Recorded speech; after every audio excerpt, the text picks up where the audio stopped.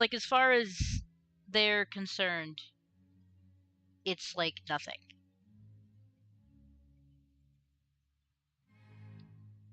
Okay, can one of you say something real quick? Yeah. Hello. Okay, looks like I'm capturing the desktop audio correctly. Oh yeah. What an array of answers.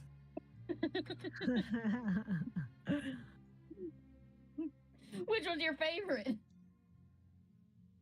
Steph is always polite and kind to me.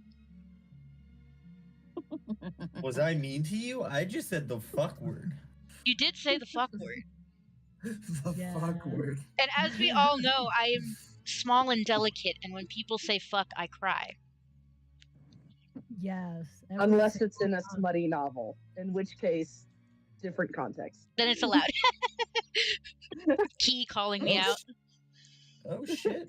Hey, you know I am no better, so I really shouldn't be talking, but still. I'm about to say, calling you out would be the part where you put it in y'all's smutty fanfics. The fact that me and Key write smut together, yes. You're so real. Okay, so Audris and Daniel walk away from Sorrel. Anna, I believe, we explicitly said that Anna has left the house and rejoined the party, but has not told anyone what she heard yet because she doesn't know how to process it. Yeah, like she is still, not only is she still like processing it, she's just like, how the frick do I tell anyone about this without like causing a panic or getting someone angry at me?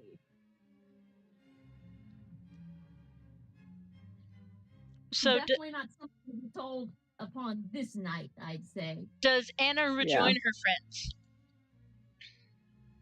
Or does she go off on her own? Yes. I believe so, yes, because at this point, her friends are the only people she feels like even remotely safe with. Is she visibly stressed? Yeah, like she's a little wide. She's a little wide-eyed. Her hair's a little out of place. It wouldn't be like noticeable to maybe someone who doesn't know her well, but to someone who does, it absolutely is noticeable. Because she's kind of meticulous, so it's notable in her case. Yeah. Like if to anyone else, people would think it's just like typical, I've been out all night and my do-up is a little out of place now. Especially she came clear that she was having a rendezvous. Or she was having a rendezvous. Especially she came back from the powder room more disheveled than she left. Is why her friends are like. So Anna comes up and Abigail looks at her and immediately says, "Anna, dear, are you all right?" She Anna like nervously looks around because she wants to make sure like no one's hearing her, and she's just like, "Oh, I've," swallows a little thickly. I've overheard quite the story while I was trying to powder my nose. And like she's pulling out a handkerchief and like trying to dab sweat away. Scarlett has like put a comforting hand on her arm. And she says, is it something you'd like to share? Are you sure you're all right? She kind of like looks like she's specifically looking for Sorrel, but she's not seeing them anywhere. So she's just like, maybe we should save this for after the party, for when we're alone. If you're certain, would you like to sit down? You seem, well, distressed. Scarlett's like waving down, like for a servant to grab some like water and shit. Yeah, and just like whatever like seat they grab for her, Anna is just like, yes, actually, that would be most appreciated. And she just kind of sinks into the chair. One of them is like lightly fanning her with either their fan or just their hand. Yeah, Abigail is like concerningly fanning her, and Scarlet is like getting a servant to get her water. Yeah, it could easily like people like I could see people like kind of looking over like, oh, did the poor lady like faint or something? Because that was common. But when they see that at the very least Anna doesn't look rough, she just looks a little startled, and people seem to be handling it, they just kind of continue to mill. Just a little too much sun over here. It's nighttime. Too much evil. No, this was like a beach tea party. This was during the day. Yeah. No, that's right. I forgot. Yeah. Yeah, especially since it's outdoors. I could completely understand she's not going to be the first person tonight to be like, oof, I am overheated and like need to sit down. Yeah, there are people down in swimsuits. It is a warmer day. Mm-hmm. Like, people probably look over to be like, oh dear, is she all right? But it's not a spectacle, luckily. Because that would not help. Yeah, it's actually, honestly, like, it's probably even like a common thing. Like, it's just something that happens at these parties. Every once in a while, someone isn't drinking enough water or is taking too much sun and they have to sit down. So it's mostly just people look over to make sure she's okay. Especially the delicate women folk. Exactly. Just to get a viewpoint, what does Joy think of the scene? I would say that Joy looks up because she had taken up a residence at one of the card tables, and currently someone is sitting with her. And so she is reluctantly playing cards with them, as is socially acceptable. But looks very put upon for having to be forced to play cards with this person. She looks over for a moment, and you can see her observing the situation carefully, but she decides not to intervene in any way. However, she is mostly watching Scarlet, not really Anna.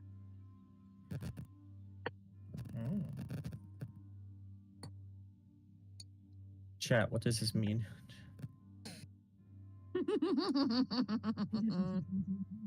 Mods, ban this woman.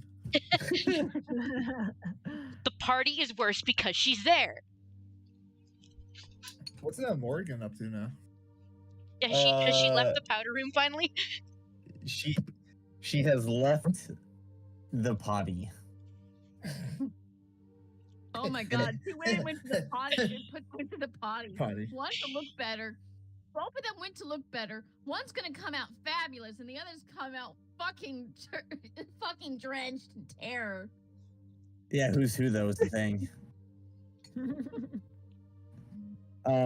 Yeah, Morgan leaves the powder room, if we're gonna be formal with it, and she's just mingling about the party, introducing herself and making connections as it were.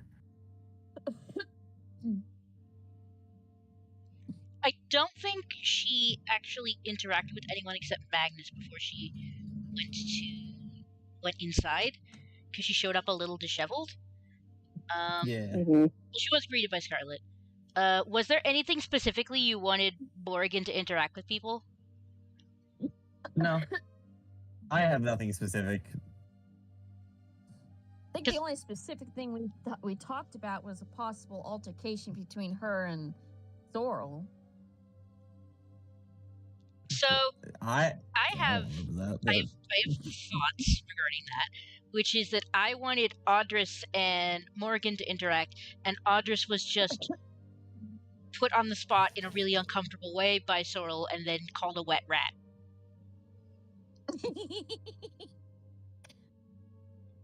Face camp. Speaking of wet rats, just kidding. Hey, I said kidding. I'll start cheering against the Leafs. Don't you fucking dare. beautiful, perfect Fenrir. So, this is the point when Otters actually spots that Morrigan is here. He sort of has just walked away with Daniel and is sort of like awkwardly shifting, trying to be like, I don't know how to right myself after that awkward encounter. And he sees Morrigan is there, and he sort of stands a little straighter, and he strides up to her, and is like, "Oh, I forget what title you asked. She asked to be called. Audrus would remember, but I do not. No title. Just no title. Just her name. Miss. Just her name. I couldn't remember if it was Miss. That's what I was trying to remember. Okay, so just it was Morgan. Miss. Okay. Miss Morgan, I didn't know you'd be here tonight. It's lovely to see you.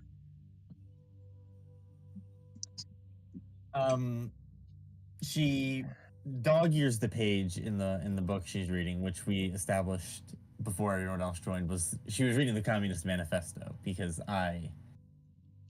it's in Russian though, so no one knows that except maybe Magnus. But she dog ears her page and puts the book in a pocket and smiles down at Audrus. Oh, hello, young lord. How are you tonight? It's certainly been a day. It appears that things are a bit off balanced now that Brigadier Pedwin has joined the festivities.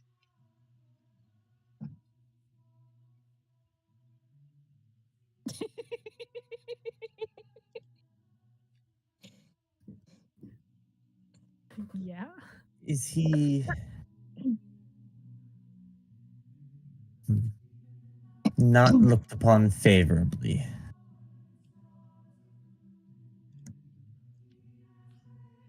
By most people, I would say that he is, but I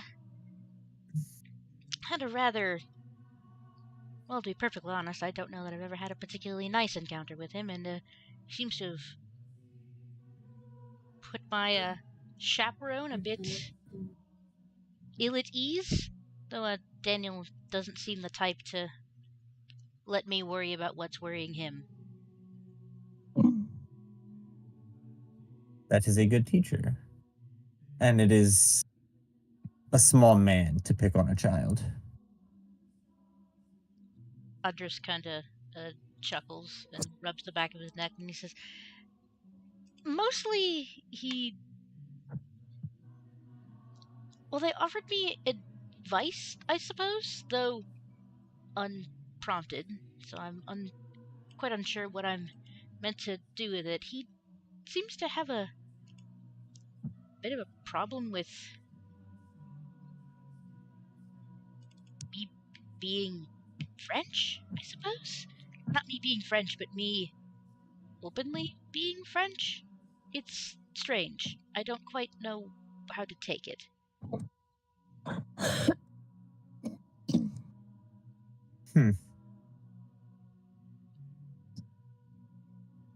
Would he be this confident if it were, say, I speaking with him? insinuating that it's, oh, well, if you're not English, you're nothing type beat, not... Nah, it's just that England and France just have unending beef. And Audrus just sort of shakes his head. No, I think it's more Sorrel served in the war, and I immigrated to England during the war.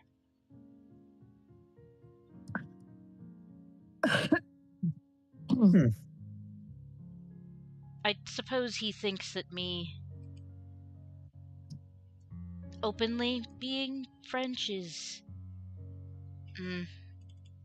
Audrus looks, like, thoughtful. It's more that... Well, maybe you could help me shed some light on this.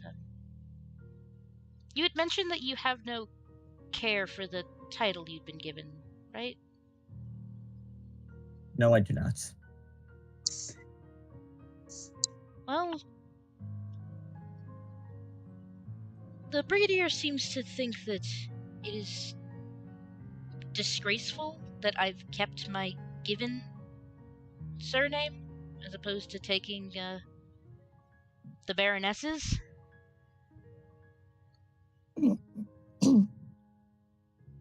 Or perhaps finds it shameful that I use the both of them interchangeably, I suppose.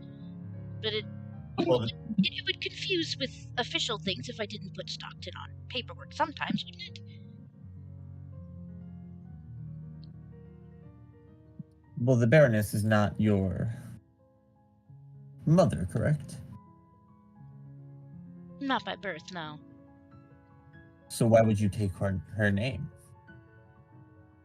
She has established me as her heir, and I suppose that comes with expectations. But I don't know that I like the idea of giving up who I was. I like who I am now, but can I not be both?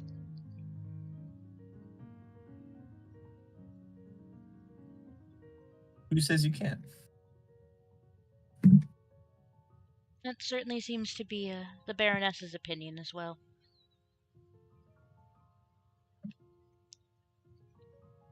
It is not. I'm trying to find the words that I know I want to say, but I got to figure out how to say it in a way that this person doesn't understand English. You are so fair.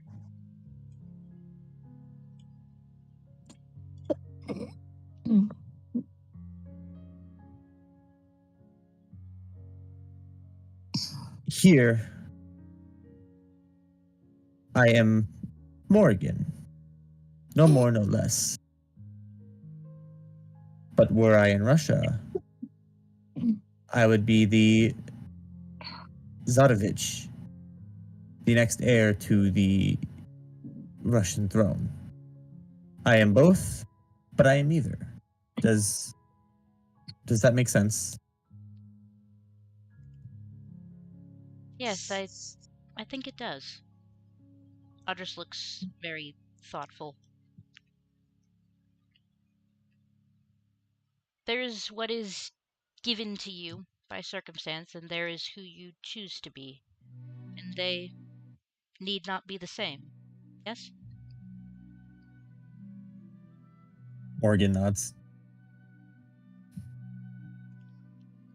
I appreciate you, madame. Please, young lord, it is just Morgan. Forgive me. It's a force of habit, I suppose.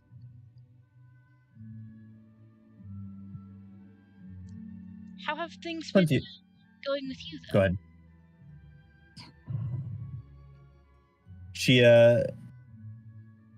She gets a far off look in her eyes, but then clears her throat. Things have been better since my leaving of my homeland. They are not where they could be, but they are not where they were at. Oh. So you have been adjusting to being in England rather well? As well as a foreigner in these lands can reside.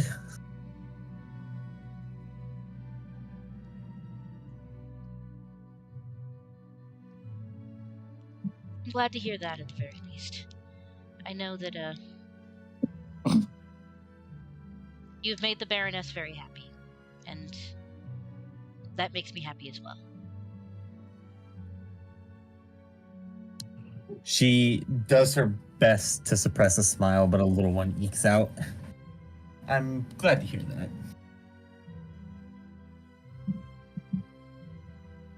Were you planning on taking part in the festivities, or are you more here for the atmosphere with your book? I hope I'm not intruding. We will see where the night takes us. It is still young. What is it you're reading, by the way?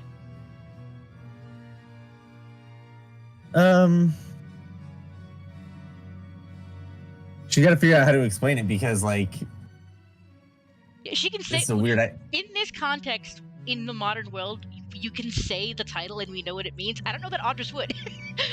Yeah, exactly. So I got to figure out how to fucking describe this book to Audrus.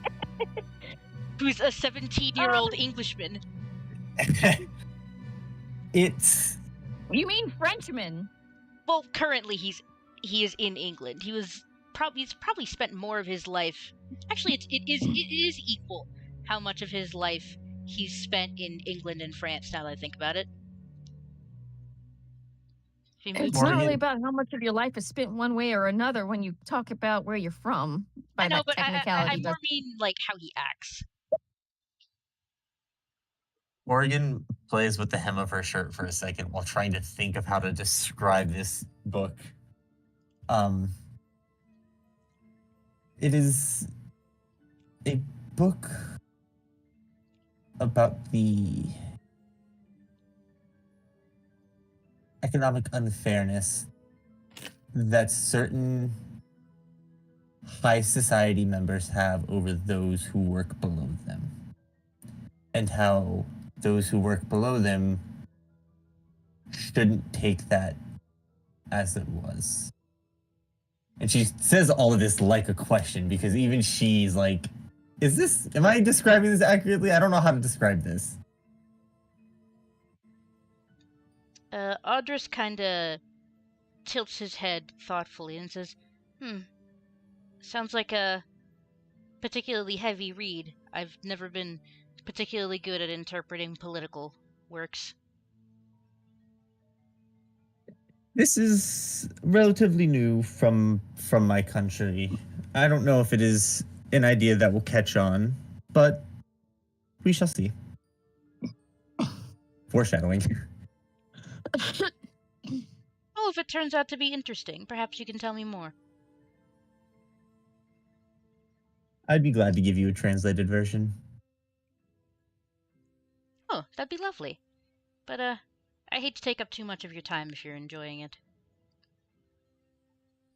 Oh, by all means. The book will last forever. But me and my friend Jacob with for a game of cards, then. This will be a Fade to Black. You are not going to have to play both those characters at once. Thank you. Yes. You better be fucking good.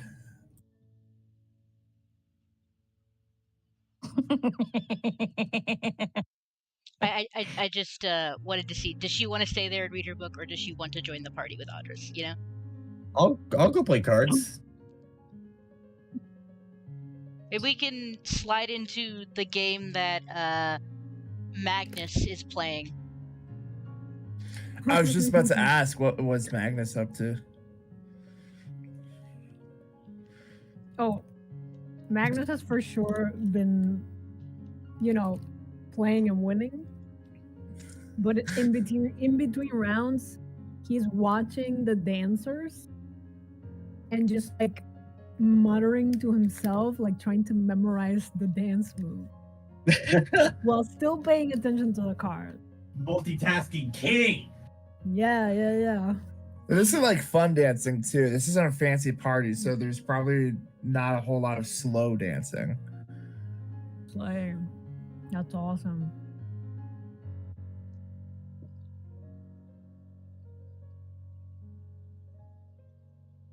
Originally, Abigail was playing with him, but she would have left her game when she saw that Anna came back to the party looking unwell, so...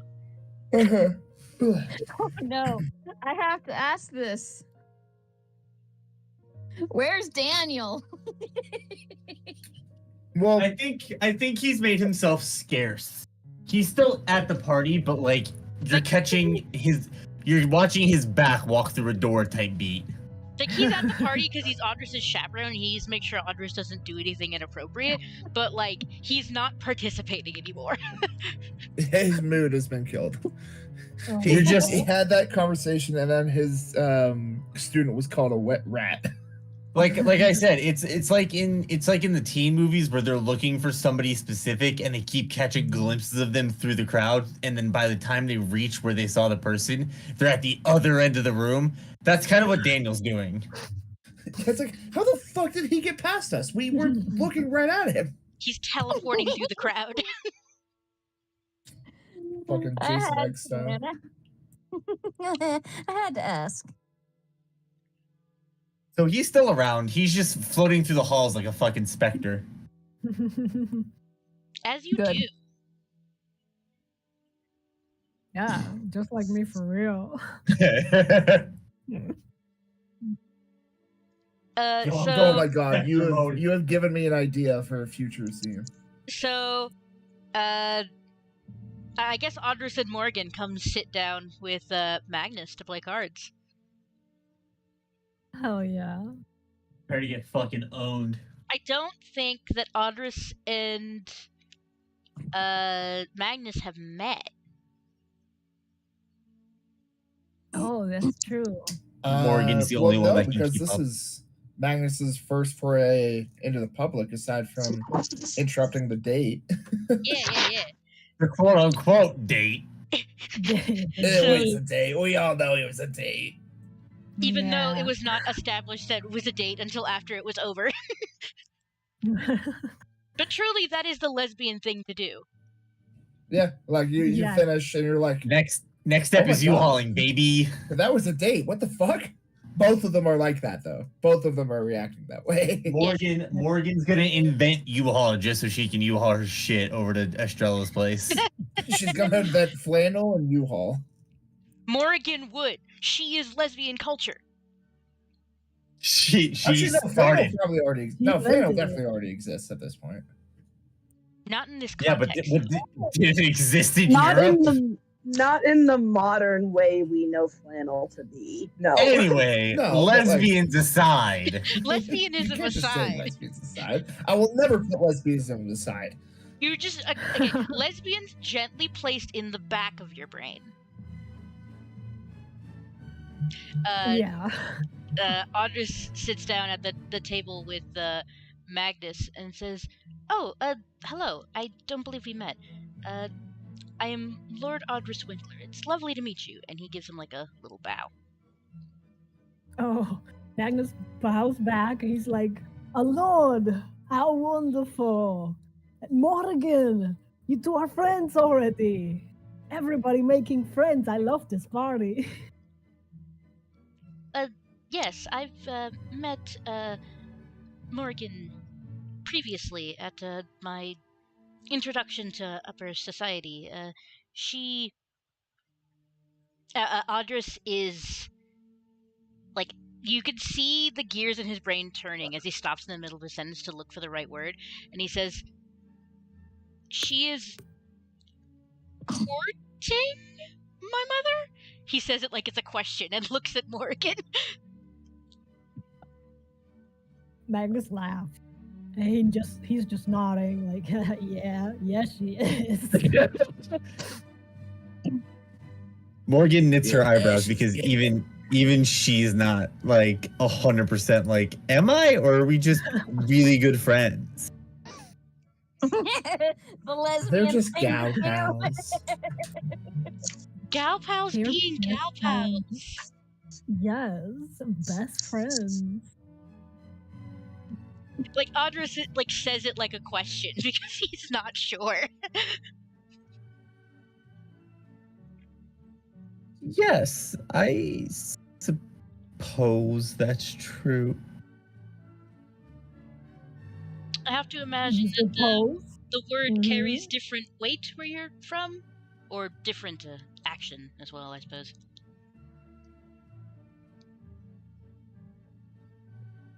Courting isn't really I gotta figure out how to describe it. Not a 10-step process. It is very much a yes, no. I think that works. No, that works. Fair. Because like especially in England, like they had really like strict rules when it came to even approaching courting. So Morgan passes Estrella a note that says, "Do you like me?" Circle yes, backflip for no.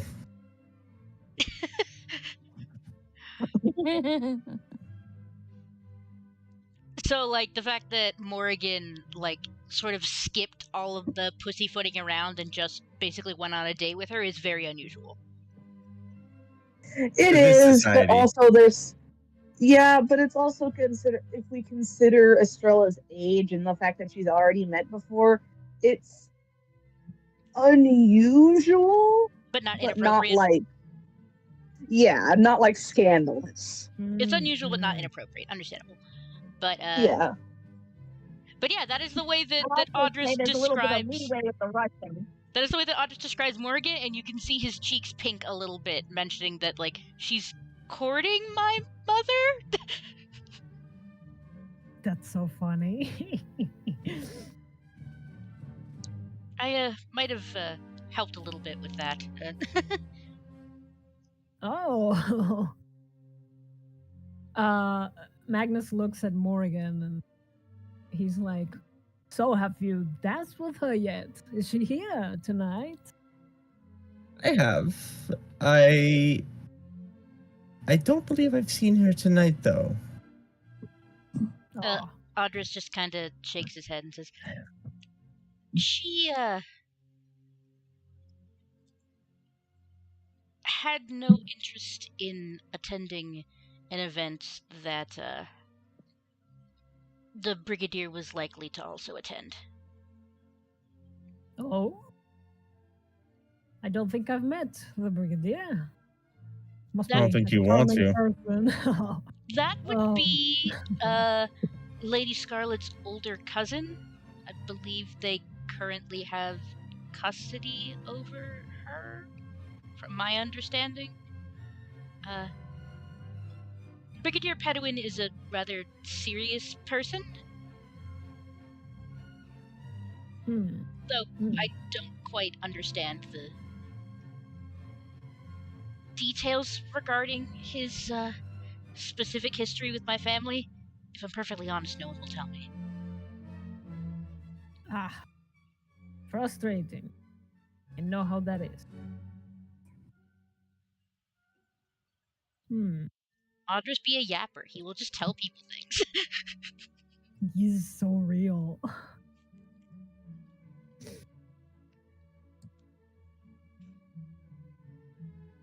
Had the opportunity to attend an event Lady Scarlet invited me to. It was more than worth the risk in my mind.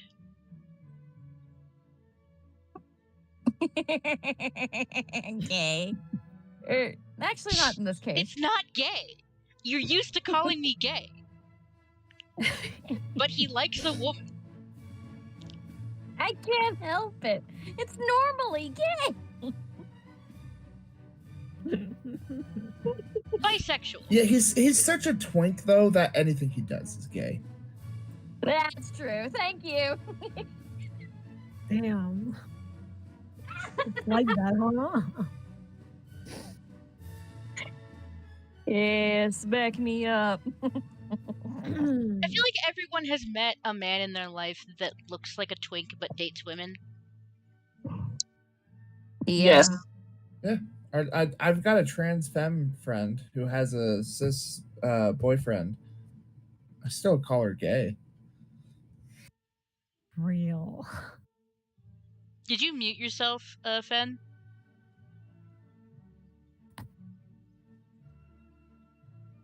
They're losing. I did. See, the fact that you have your camera on means I knew. I said it used to be me. I was the twink that dated women. Sometimes it'd be that way. Yeah. 90 pounds my fucking senior year of high school. Jesus fucking Christ. Yeah.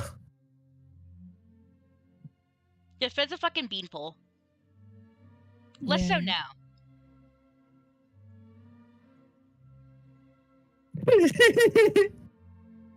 I feel like you are, like just looking at you, like specifically your face. You don't strike me as severely underweight. You like you did when we were like when we met. And then if I stand up, Beanpole.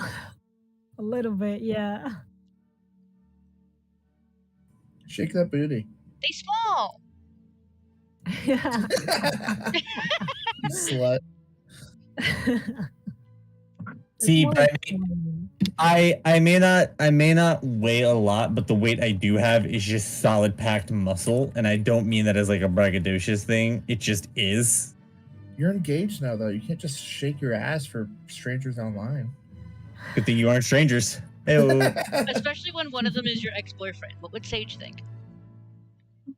Whoa. Sage would be fine with it. We're gonna find out. I've got Sage's DMs already open. Damn. You can DM him all you want. He will not respond. I would put fucking money on that. He would text me first and be like, Steph just DM'd me. What do I do? I love that man to death, but he is so fucking anxious about talking to anybody.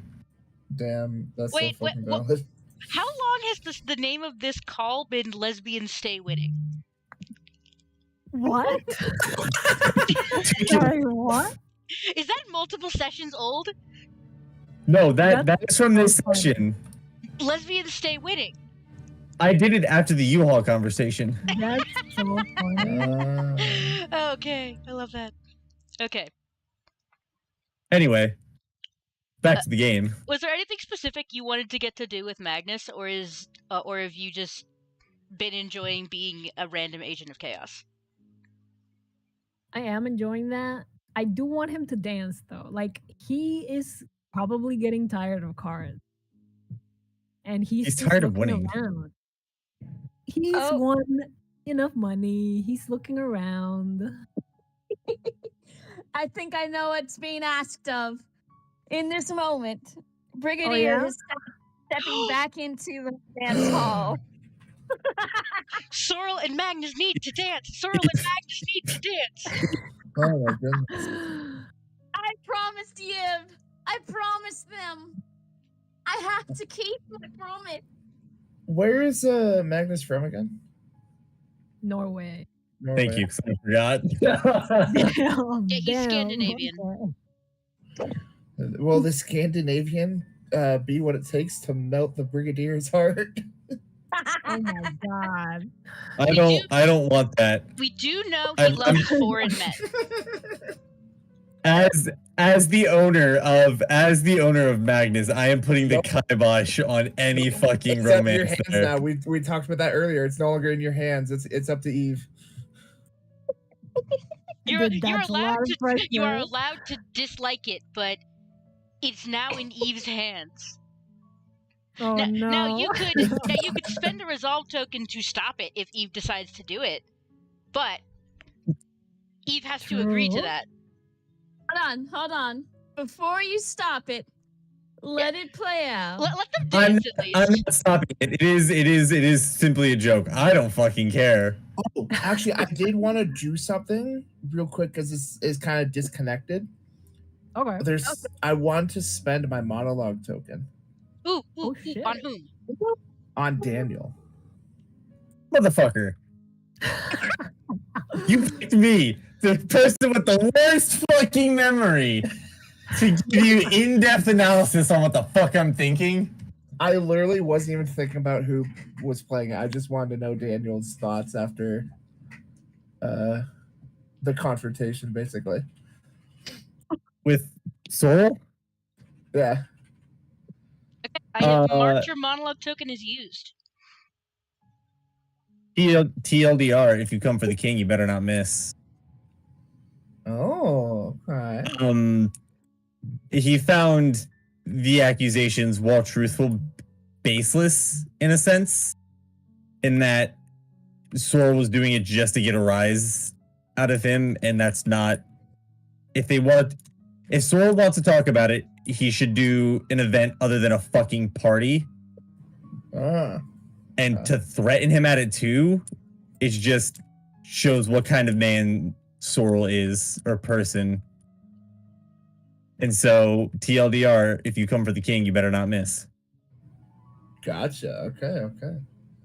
Oh, that's beautiful. That he walked away from that being like, cowardly little bitch, you wouldn't have done it. Yeah, exactly. You're at a fucking public event, you're gonna threaten me? Come on, man. I'm smarter than that. You're gonna kill me? You're gonna kill me at your little cousin's ball? People saw us walk into a room together. If you walk out by yourself, it's gonna look kind of weird, my guy. Just saying. Anyway. That is a fantastic answer. All right. And it's I should clarify. It's not in the sense of like, oh, I'm just better than Sorrow. It's just simply a sense of if you were a person with any sort of integrity or any sort of honor, you would have done this at any other place than here. Fuck yeah. Completely understandable.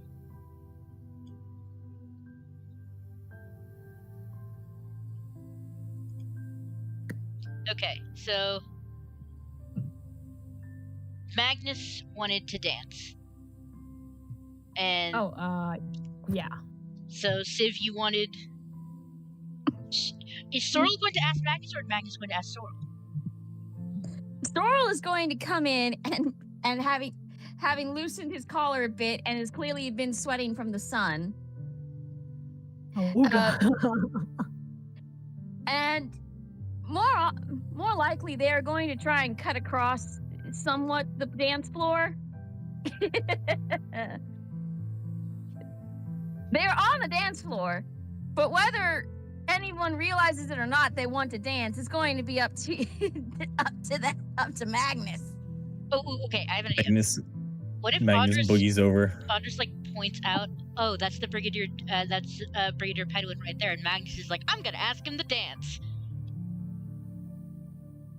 Sure. I mean, look, Magnus doesn't know that you're not supposed to ask someone to dance if you haven't been formally introduced. He would just go. He would just stand up and just go to them. Just a random person. And be like Audrus points Sorrel out to them just to be like, oh, that's the person that I was mentioning. And then Magnus is like, I'm gonna go find out for myself. Be right back. Yeah. Magnus is like a fucking dog, and I love it. Magnus is the best type of wingman. Just like no subtlety, no beating around the bush. Just like, all right, what's up with this guy? Let's You said fucking this go. asshole? Let's go find out. Fact. Okay, hold on. You've got to get in character. Okay, hold on. You gotta knock all your brain cells out. Okay, yeah, just shaking my head like a dog to just get them all out of my ears. Etch a sketch type beat.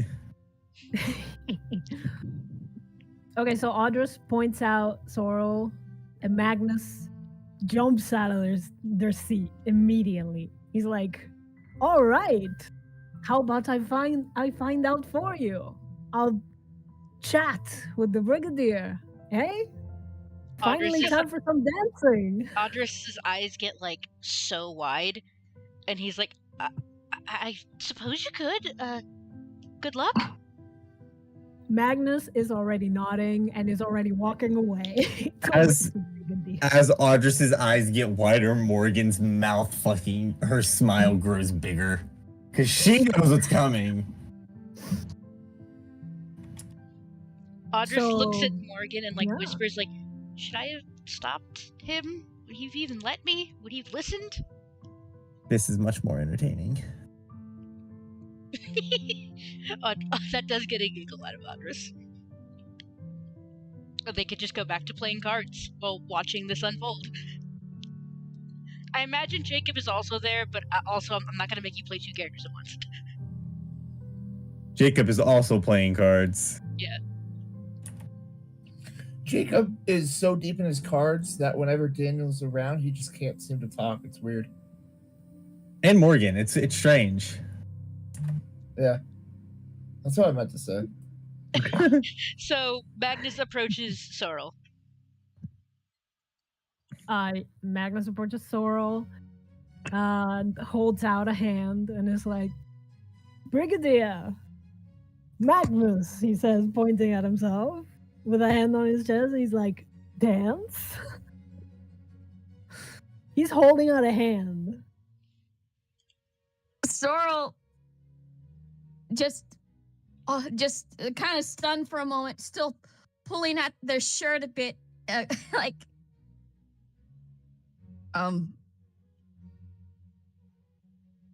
Yes. and just hesitantly puts their hand in Magnus's, because they're not sure what dance they're actually trying to initiate. Because the hand is out, but they don't understand what posture it is. Magnus doesn't know either. He's just fucking going for it, man. Andres is like covering his mouth and giggling. Are they about to invent freestyle? Yes. I mean, the Regency equivalent of it, yes. I want Magnus to like literally jump down on the floor and start breakdancing. Magnus does the fucking worm. Magnus does the Yeah. fucking worm. Oh my god. So I don't know. I don't know. So they just start dancing, but it doesn't make any sense. They start going in circles. Magnus is obviously like looking at the people around them, and he's nodding at Sorrel, like, eh? How about these moves? Yeah. Sorrel is just slowly looking a little perplexed and a little horrified and a little, oh no. He's like, Brigadier, fancy title. I hear you have problems with the little Lord's mother. What's that about? Jesus Christ. No subtlety. I created a monster. Oh, this is amazing.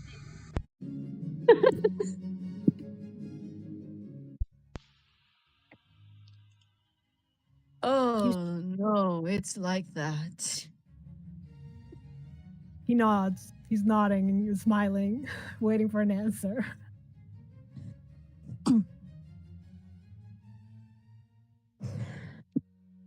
Sorrel goes to tell them in French, I have a problem with her husband, but also he's dead. Does Magnus speak French? No, I don't think so.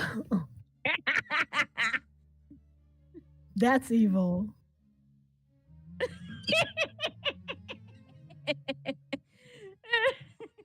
Would Magnus admit in this moment he did not understand what happened? He nods back very seriously. Dude, it'd be really funny if Magnus was like, yeah, man, that makes total sense, and like agrees with everything Sorrel says, and Sorrel's just like, what the fuck is going on here? He nods very seriously, and he's kind of taking his cues from Sorrel's tone of voice and his expressions. He's like, Mingjare, I understand. Very serious, this matter. I see. Tell me more. Why did he say that? He doesn't know. Sorrel. Hold on, I'm gonna flip a coin. Okay. Oh, I love that. That's Sorrel exciting. kisses Magnus. Mwah, mwah, mwah. Is this exciting to Sorrel? Huh? Is this exciting? Sorrel's like, You're the perfect bimbo for me to let out my sexual frustration on. I'm going to even do something better. I have a music box that can only play if it lays on a certain angle. It is by gravitational force. Yeah. You're letting gravity decide? I let gravity decide, and gravity decided we're not going to let the music play. Okay. Gravity's going to decide. Is it in French or is it in English? Go, go, go. It's in French. All right. It is what it is. All right, tell him. In perfect French, do it. Je ne sais pas. But what I can tell you is, I don't think you understand a thing I'm saying. I could call you beautiful, and you would still agree as if this was quite a real matter. But I could also just say, by damn, I am a... Never mind, that's not polite. Anyways, and just shrugs his shoulders. A slight quirk going up in the corner of his mouth, wondering what's happening here. It's just a prank from Scarlet. Magnus just shrugs and he's like, was just curious. Wanted to dance. Seemed a good excuse. Seeing as you were already in the middle of the dance floor, looking stiff as a plank, and lonely, so lonely. As if you were looking for someone, waiting for someone. Maybe me. Maybe you've been waiting for me all night. Oh and here I am. And here you are in my arms. Magnus, I fucking love you. And then they kissed. And then they kissed. Magnus just gives them a strange flourishing twirl that nobody understands. And gets even closer. And they're just going around. Doral, at this moment, suddenly takes a stance and says, "Follow." Oh. And then they fucked. So I was like, damn, I can't not fuck him. Yeah, I can't not fuck this guy. If a man can't find Brazil on a map, I can't not fuck him. Doral starts to lead Magnus almost away from the dance floor, but not towards a corridor, no. Oh. He has a look, and it is a challenge. Oh shit. Well, They Magnus is following. Oh shit. Am I gonna get killed here? That would be kind of sexy. Okay, we'll see what happens. He's gonna pull out one of his canes.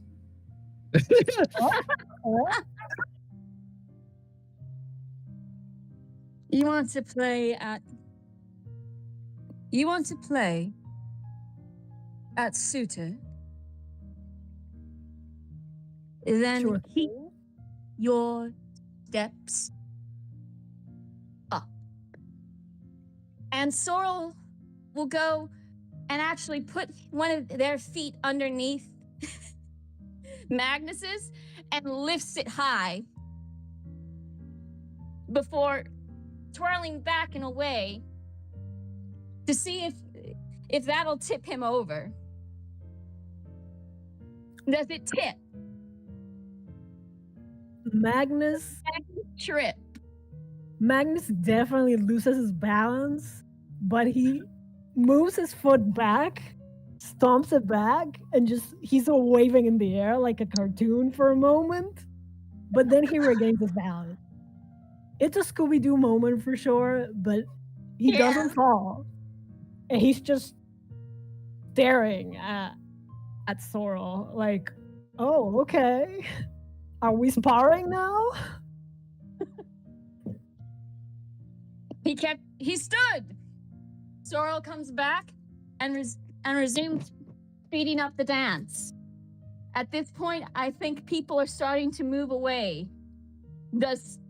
And are noticing something has happened, and in the midst of it, it's the fucking Brigadier. Oh shit. So Audris now leans close to Morgan and says, Morgan, we may have created a monster. Oh no, dear Lord. He is always like this.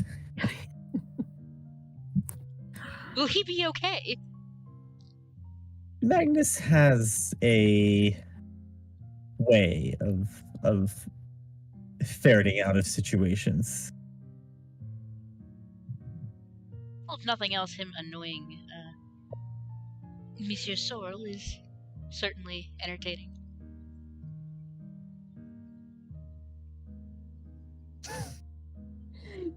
Scarlet, do you have any notice yet? Scarlet is probably just like keeping an eye over the corner of her eye, but her main focus is Anna.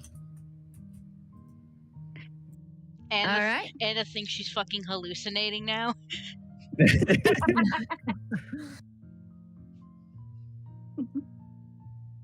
You don't have much balance, but you can keep it.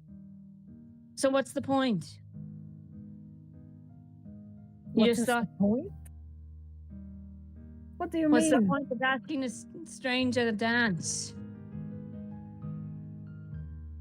I'm just here to charm, Brigadier. Nothing else.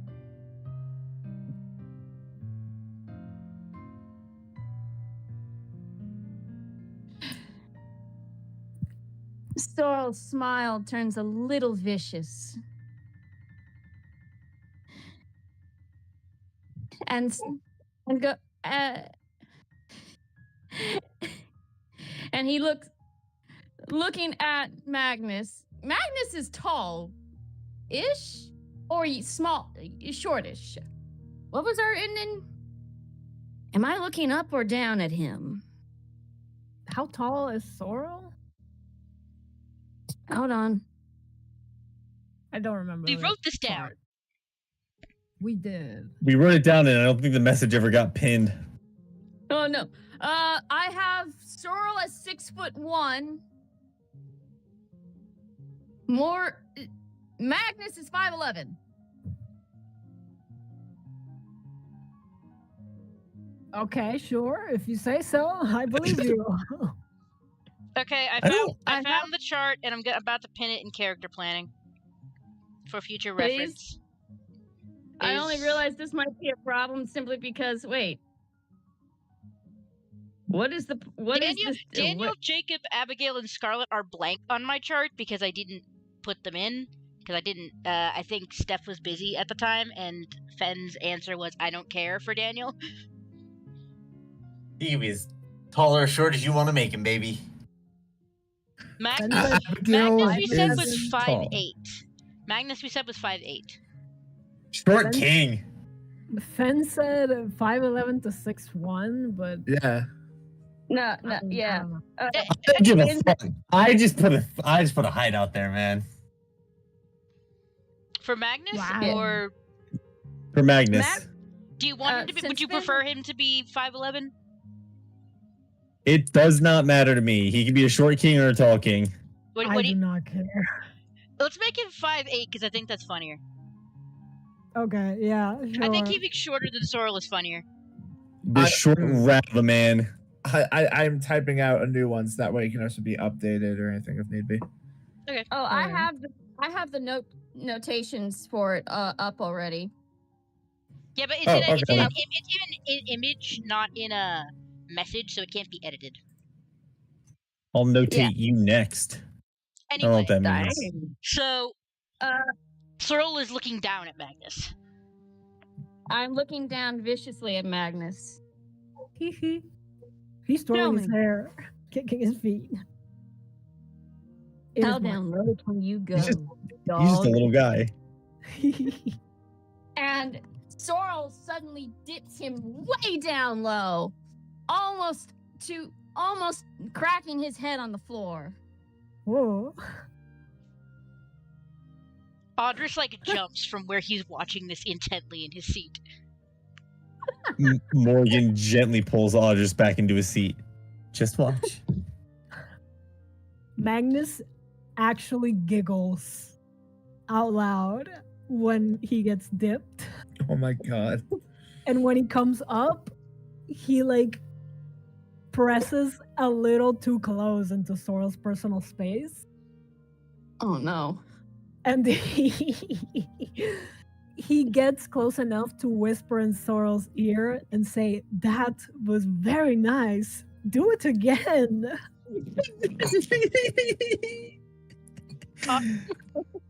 Audris is watching this enraptured.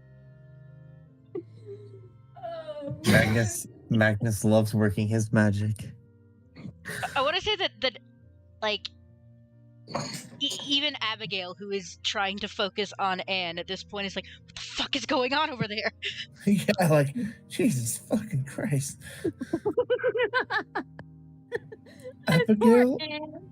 Abigail, am I hallucinating? What on earth is your cousin doing?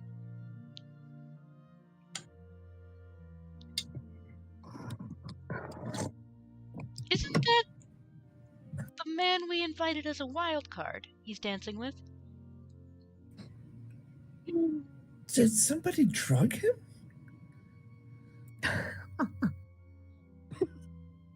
It seems we made a good choice in what our wild card would be. Oh. This is paying off far better than expected. At this moment, people are noticing they're getting a little further away from the center and closer to a table that has a punch bowl. Oh my god. Oh no. Are you gonna throw him in the punch no. bowl? Oh my god.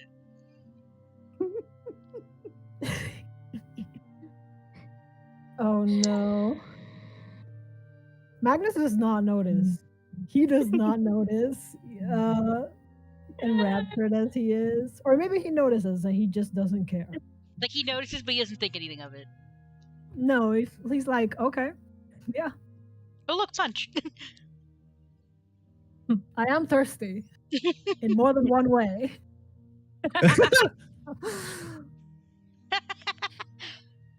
I have to say, you can keep up. You can keep your balance. But I think the dog needs to cool his hide. And Sorrel just goes and lifts Magnus just a bit onto the table, seats him, and grabs a punch and puts it in his hand before turning away and walking off the floor. Aw, you didn't throw him in the punch bowl. I hoped that would happen, but that's fair. Can I spend a resolve token to make you throw him in the punch bowl? That'd be hilarious. Oh. I'm kidding, but what if I'm not kidding? What if I spend a resolve token to make Magnus trip, but it looks like Sorrel pushed him? So it looks like Sorrel put him in the punch bowl? Oh, you know what? I won't make you. You like that idea? So Magnus trips, and it looks like Sorrel picked him up and threw him in the punch bowl? Yeah. Sorrel went to pick him up, but Magnus kicked him in the leg. And of course... Okay, yeah. And of course, Sorrel loses his balance just a bit. And that's also when somebody else ends up hitting Sorrel in the back. Not They both get thrown into the punch. Oh yeah. Somebody cue up Ave Maria. Somebody cue up Ave Maria right now. I have an idea. Oh no. And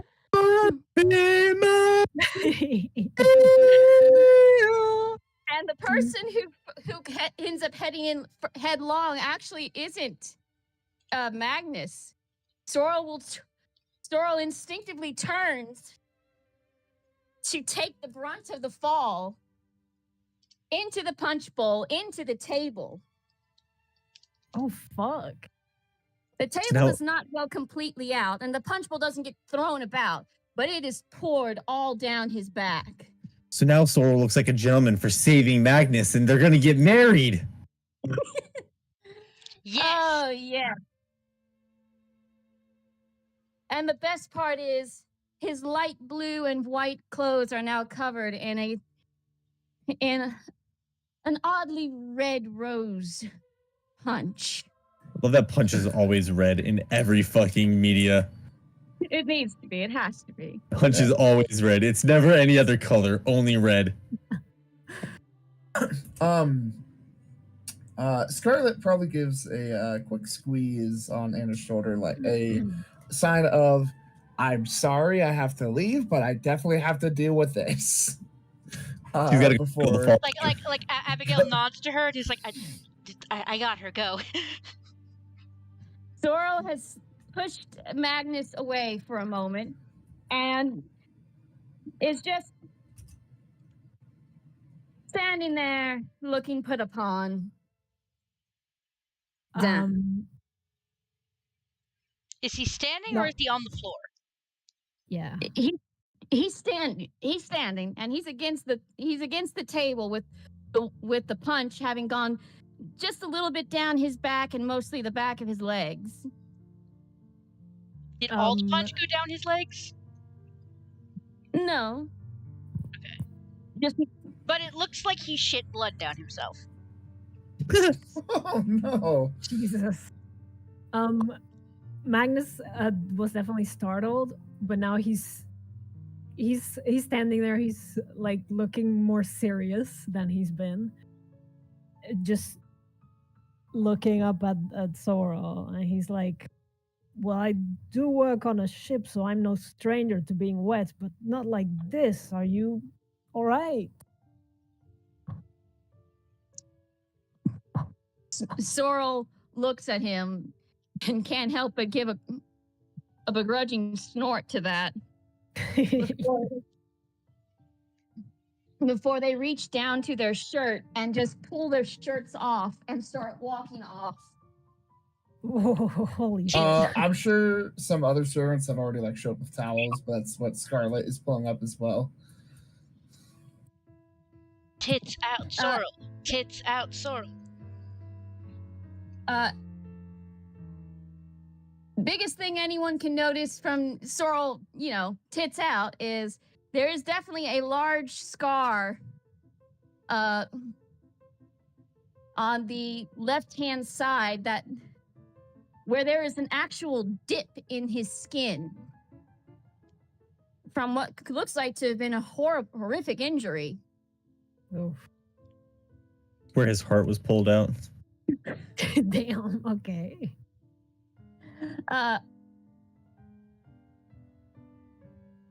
And Sorrel just shoving his shirts into a servant's hands as they reach to give him a towel.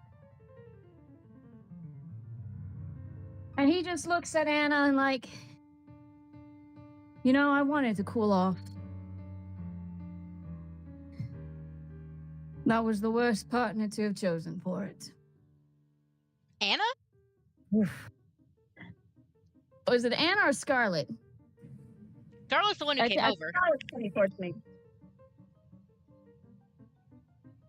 Anna's Yes. the one that came. No, Scarlet is coming over to help. Her party and her cousin. Yeah. Well,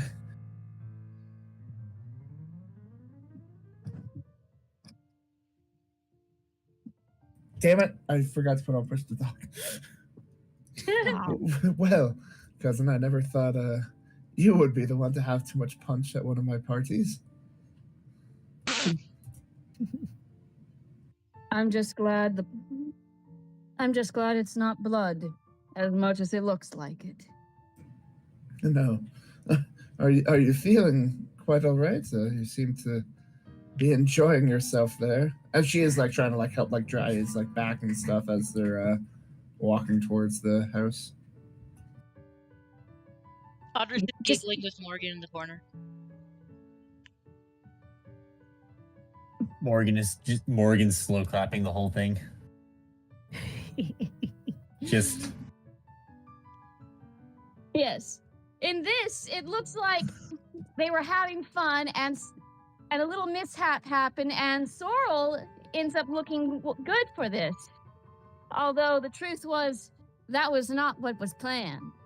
We all know what was truly planned. He was trying to be a bitch, but now he just looks chivalrous. Damn him. Yeah. Truthfully, Scarlet, I'm peeved my trick ended up getting subverted. I was gonna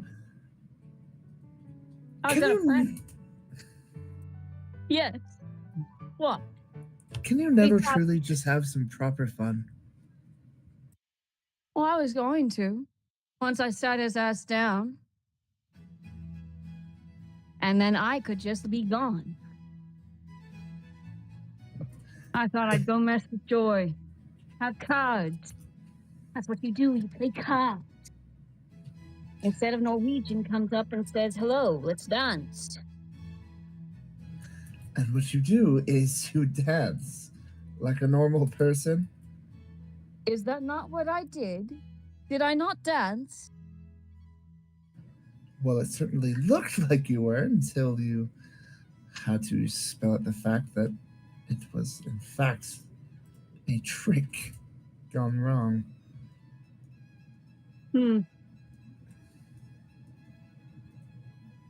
Yes, well,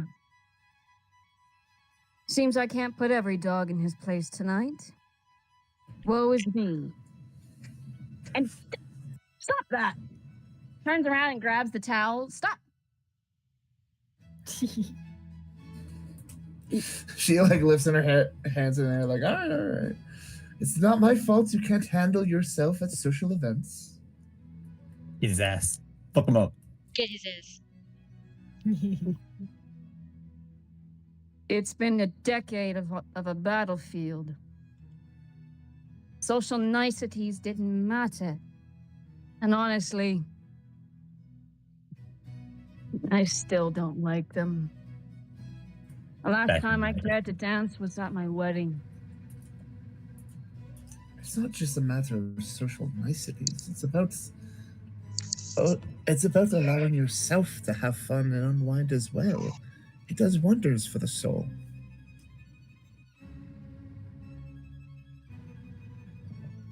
Back in my day, head ass bitch. Scarlet, my idea of fun is putting my fist to someone's face. The truth comes out. Hell yeah. Well, maybe that's something the Norwegian enjoys as well. You never know unless you get to know a lad or two. Sorrel flips the towel over their shoulder in a way that they are sure to at least flick her nose, if not her hair down. Just a bit.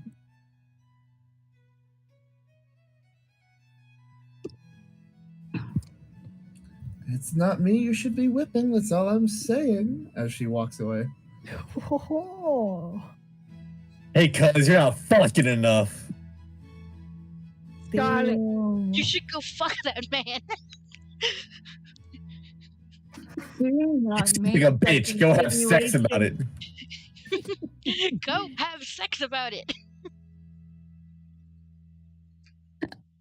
Sorrel Maybe has he could pull that such a stick out of your dark, ass. angry look at Mr. Rat. Sorrel as what?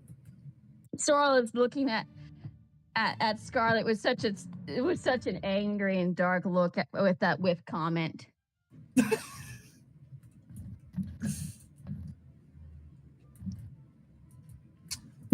Yeah, no, like she just leaves him with that and goes back to checking on Anna again. How is Anna? Comatose still. Damn. No, she probably comes back and it's just well, I never thought my cousin would be the one to cause a disturbance at a party. Are you feeling any better, Anna?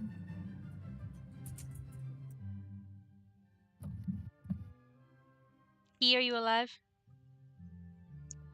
I am sorry. I think hold on. Oh. She actually did. Okay. Rest in peace.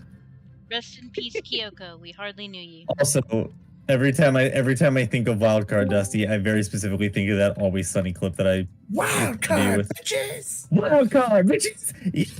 Oh. Okay. Are you alive? Yeah, I was putting out real bad. Sorry.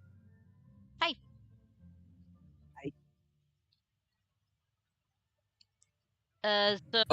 Did you hear what Scarlet said?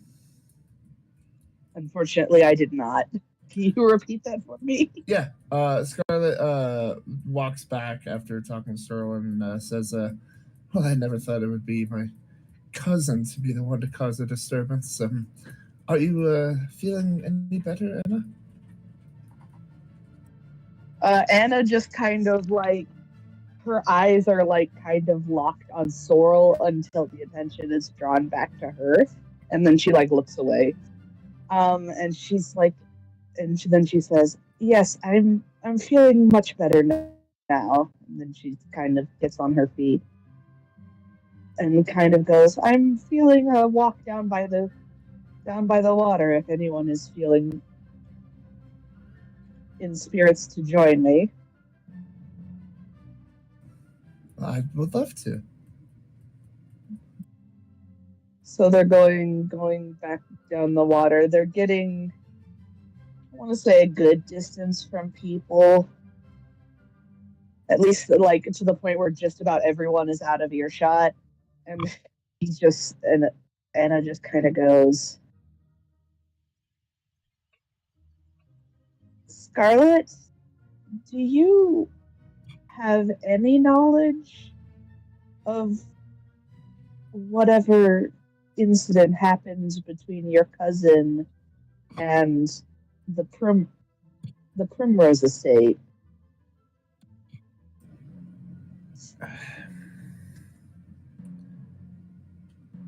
It has been a difficult subject to get any information out of my cousin.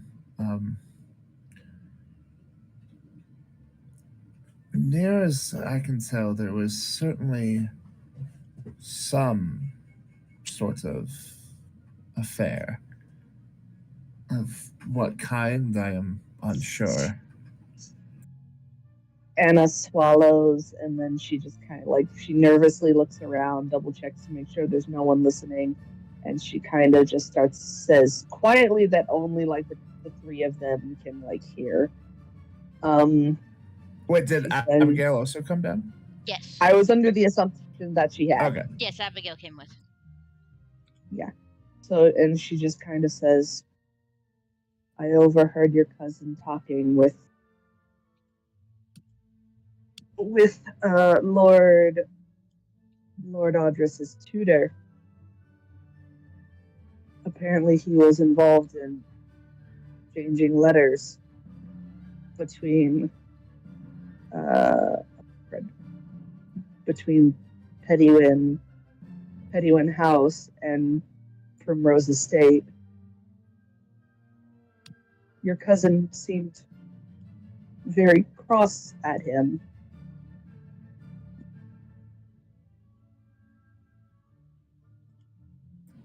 Very, very cross." My, and you overheard the two of them arguing? Over It's letters? It sounded more than just arguing. It sounded more like threats. I think there was furniture thrown.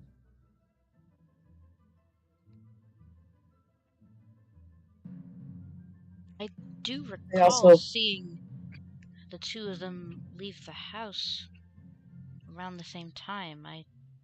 Oh my. They also mentioned the late Baron Primrose's death.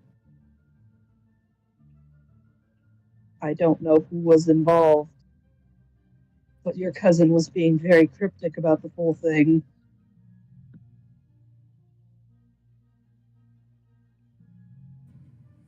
I had thought that he had died in an accident. As did I. What everyone's been saying, isn't it? Did you overhear differently? Nothing like that. Just that your cousin asked Daniel specifically if he knew why the Baron Primrose died. That is an odd question to ask, especially ask the tutor of all people, right? That's confusing. To my knowledge, Daniel simply has connections through Lord Audris and the Baroness Stockton. No relation to my cousin or any of his ongoings.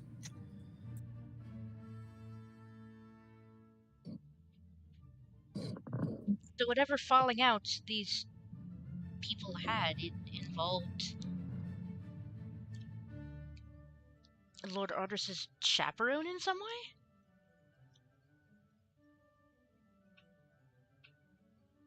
At the very least, he was an instrument in these machinations, yes.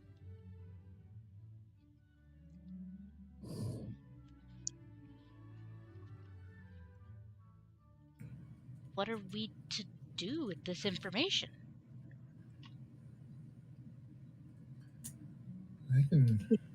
They are your cousins, Scarlet. I don't want to start fights between you and your family. Or even less want to bring up old grudges.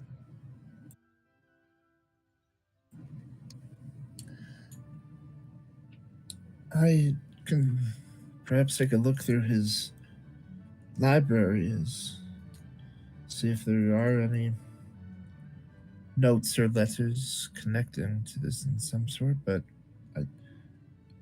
I will take care of this. I will keep that promise we made long ago. I don't want you to be involved in this any more than you have to should the worst arise. Anna just kind of, like, her lips are kind of trembling. She just sort of, and her hand is kind of gripping Scarlet's arm. Scarlet's what? Arm. Like she has her hand locked out.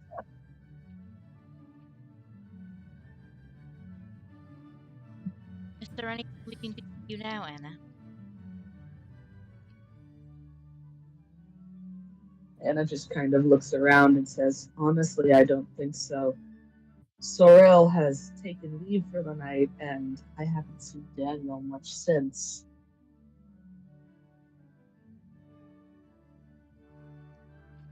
For her to leave, I could go with you if it would make it easier. No. I'll be fine. Forgive me if I want to keep my distance from your cousin for a while. No forgiveness needed. There are plenty of things before this to give one reason. We should probably return. I don't want people to find our absence suspicion. suspicious.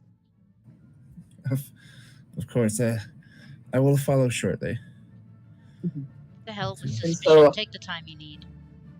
Enjoy the waters for a moment. Anna slowly lets go of Scarlet's arm and like transfers it to crap. Abigail. Abigail. Thank you. She transfers it to Abigail's, and the two of them start to walk back to the party arm in arm. Yeah, Abigail leave has like Scarlet the thing. her other arm like on Anna's back. Yeah. As those two walk off, Scarlet is looking back towards Anna and then out towards the water, all while rubbing her ring finger. Before then making her way back. You have a monologue token. Whom? I believe Scarlet has a monologue token they need to use. I've Or used my each- monologue token. What are you talking about?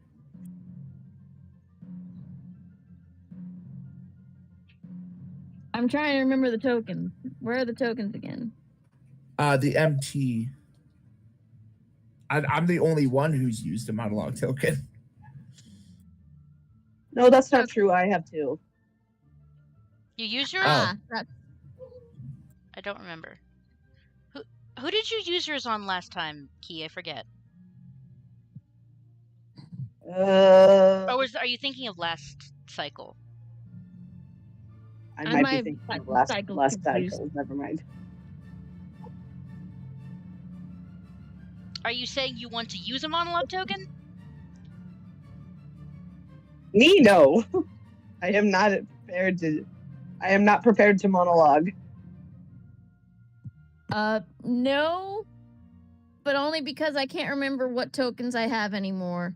Okay, no, And I'm getting you have a monologue token. Do you want to use it on Scarlet? Is that what you're trying to say? I have one. Yes. How many tokens are you supposed to? Everyone gets every to cycle, hold everyone one gets monologue token. And then you also have several resolve tokens that you can stack up. Yeah, the pink one is your monologue token. It has a check mark. You still have one. Do you want to use it on Scarlet?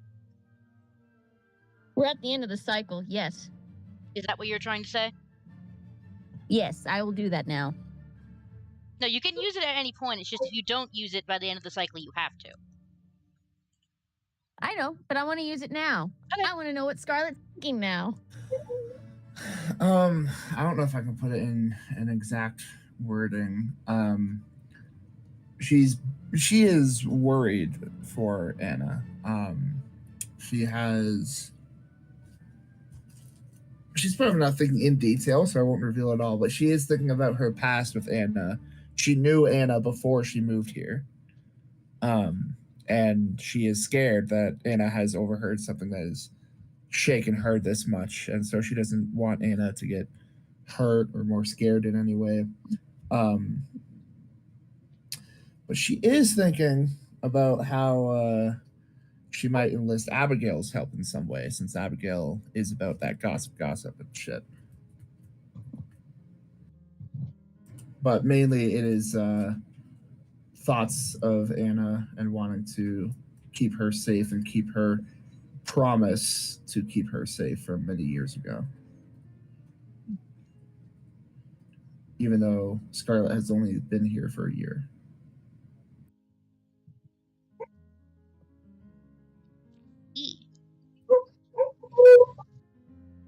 Dogs approve. They greatly approved. I love them.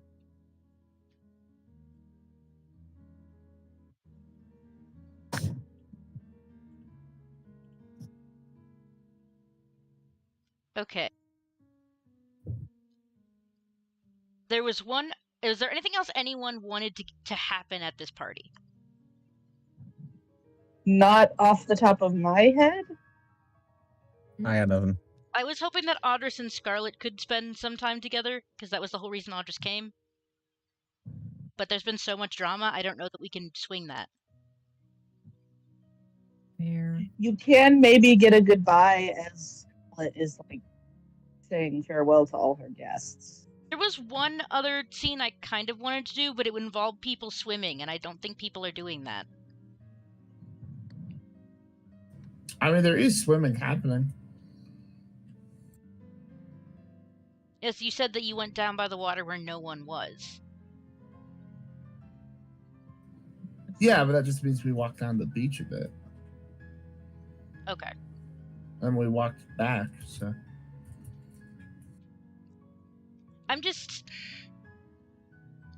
I suppose I'm becoming frustrated with the fact that everyone else's, this is not me being frustrated with y'all, everyone else's plans make it impossible for me to execute my own. Every time I come up with an idea, something else shakes it up, and then I just have to sit there and be like, well, I was sure in this chapter. I mean, if you're wanting to have a Scarlet and Audrey have a scene, we can still do that. I mean, it's If still you want, we hadn't gotten to the night yet. yeah, not to mention, like, if worse comes to worse, you can just we can put it that the scene happened before all the drama came out. Like, retroactively put it back. True.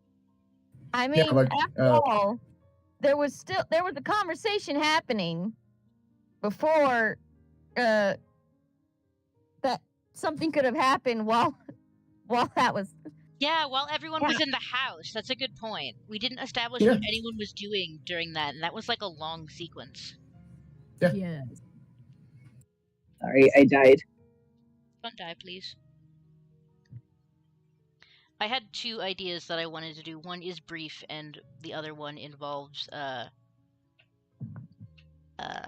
Scarlet, and I think I can tie them together very well by talking to Scarlet and then going back over to Jacob. So those are the things that I had wanted to do. If we can make that work in that time frame. I mean, I don't know why we couldn't make it work. Because Audris has been looking throughout the party for a polite time to talk to Scarlet, but there's always been something grabbing her attention. Yeah, I mean, at this point, she's just like walking around the party, making sure everyone's doing okay. So she probably stops by Audris at one point to make sure, like, and are you finding the party well, Lord? Or, yes, Lord. Are we setting this after the after everything that happened, or are we backtracking it? Because that will change his answer.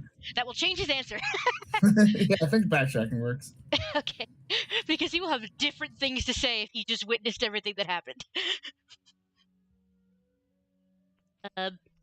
He said, "Well, it certainly seems to be less eye-catching than the party in which we met, but I would say that suits my taste much more." Oh yes, well, you have to have variety in your parties and such, you know. Beach day, a dance day. Were you planning on swimming, or would it make it difficult for you to keep an eye on everything? Oh, I was thinking about at least dipping my toes in the water, if not more. Although I'm not pressed for it immediately. Not like I don't often have access. I suppose it doesn't seem exciting when it's just outside your door all the time, Perhaps not as exciting, but it is always a good view to have. I certainly hope I haven't been overstepping with the letter that I sent you, Lady Scarlet. Oh, my goodness, no, my good lord, no. There's... she's not worried that much about like keeping her voice low. You know, people are talking everywhere. It's a party. And if you really want to have a normal conversation, you have to speak at an elevated level. Yeah. She says, "Oh goodness, no, my lord. I see no reason for us to not be able to have a normal correspondence with one another."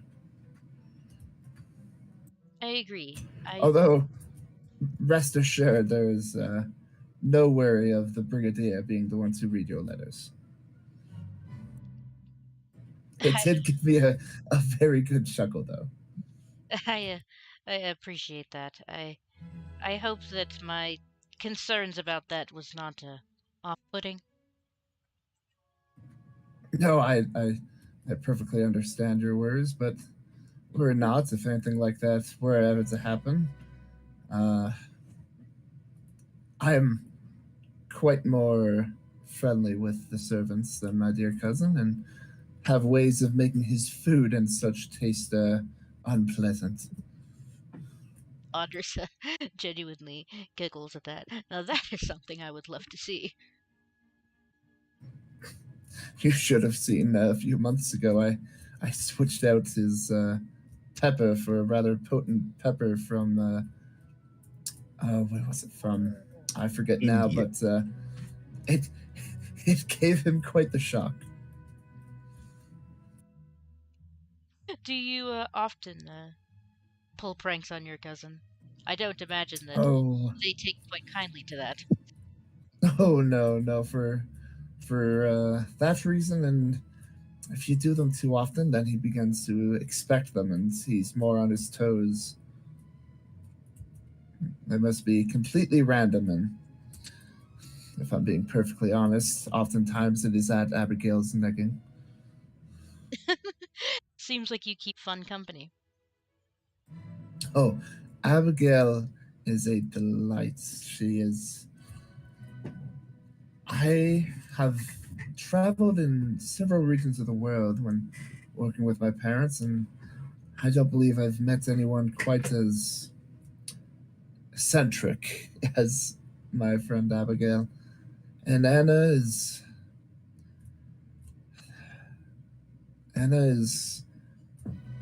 one of the sweetest people you ever meet, and so inquisitive about the world. She just Abigail and I have to drag her out to social events often. Audra's expression is very soft hearing her talk about her friends. He says, "You clearly care about them very deeply. It's lovely to hear that." Yes, but enough about me. Of course, you are the guest here. I should be hearing about you. What kind of company do you enjoy? Oh, I came here with my my friend Jacob, who I believe is currently pulled into a game of croquet or perhaps some cards. I seem to have lost him in the crowd.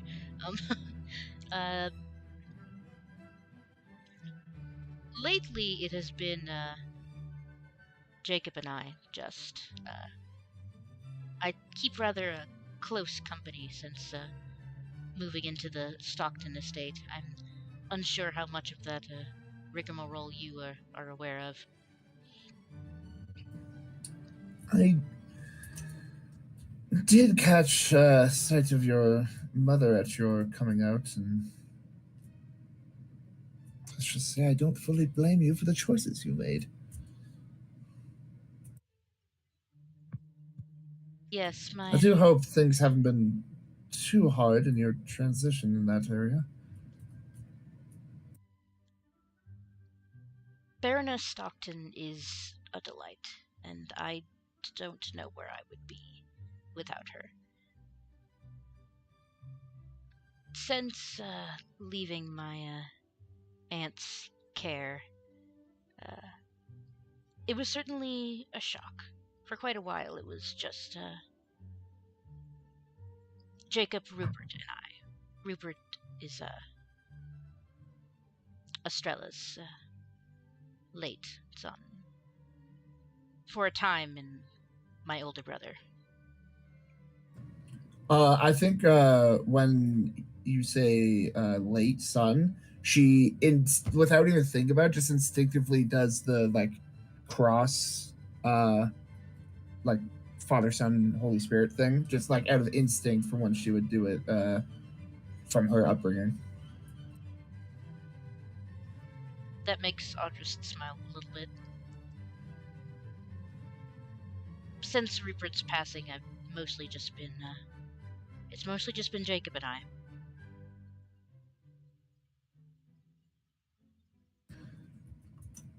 Well, I'm sure they're quite busy currently, but I would love to introduce you to my friends if you wouldn't mind doing the same for yours. That'd be lovely. We can all get together one day, have some tea. Lately, a young man that my mother has been sponsoring is staying at the estate, and he's been spending more time with Jacob and I. I'm unsure if you've met Baron Jasper. He's a he's a bit of a card, but he's a very sweet man. I may have crossed paths that you're coming out, but I don't believe we had any formal introduction. I think all of us getting together would be lovely if we can find the time.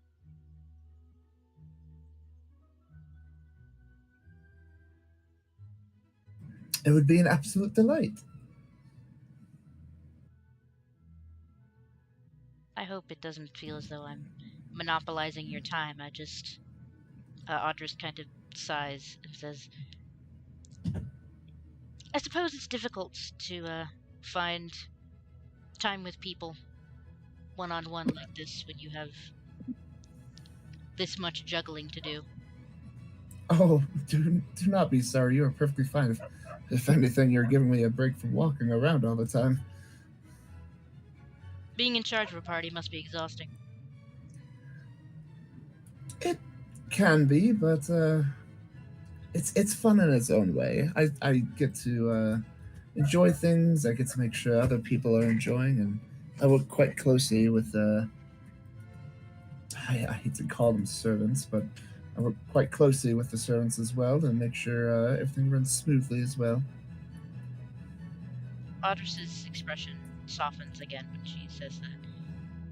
Yes, I've noticed that. It speaks well of someone, the way that they treat their servants. I was always rather close with the servants in my aunt's estate as a boy.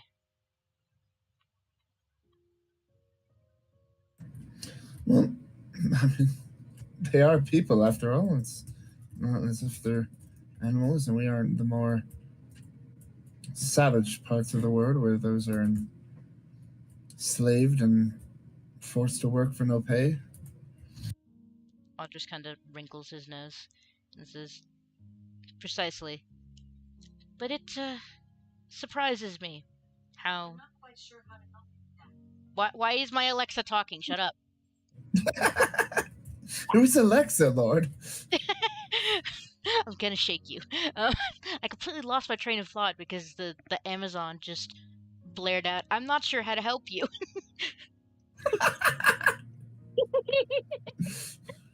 God, that's so funny. I'm sorry, Twink. I don't know how to help you not be nervous around this woman. I genuinely forgot what I was saying. Okay. We're talking about the servants. I find it surprising how unusual that opinion is, I suppose. I find that people in our positions get too big of a head, I suppose. And it speaks well to you that you have a good relationship with them. The people who work for you are nothing more than that, people who work for you. Exactly. Just because we pay them doesn't mean they're not human beings who have thoughts and feelings and maybe would like to party themselves. As much as a community as ours likes to gatekeep these kinds of things. But if there's one thing I've learned from my own travels with my parents, everyone wants to live, not just simply survive. They like to enjoy the luxuries of life. Audrus is nodding and smiling and says, I have, well, it's untrue to say I haven't done much traveling. I was born in France after all, but not much since I moved here to England, for sure. Yes, I would love to hear more about that. I'm not sure we have the time right now, but perhaps over tea or something later, we will. You must tell me more about what it was like there. I was one spot I did not travel to very often. It was mostly the African countries I visited. I moved here when I was quite young, but I would love to tell you more about that and hear more about your own travels, but I shouldn't keep you any longer. Thank you for your time, Lady Scarlet. I look forward to spending time with you again. Anytime. You are always more than a delight, Lord Ardris.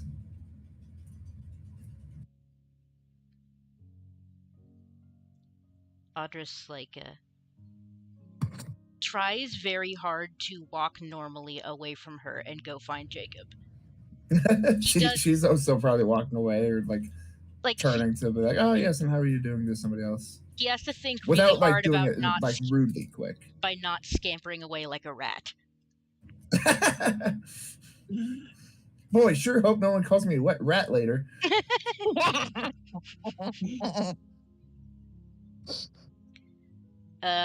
Audris looks somewhat pale when he finds Jacob.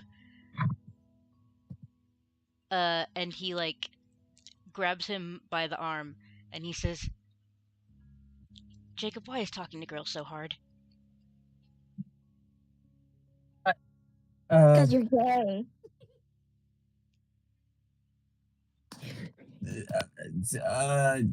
You put me on the spot here.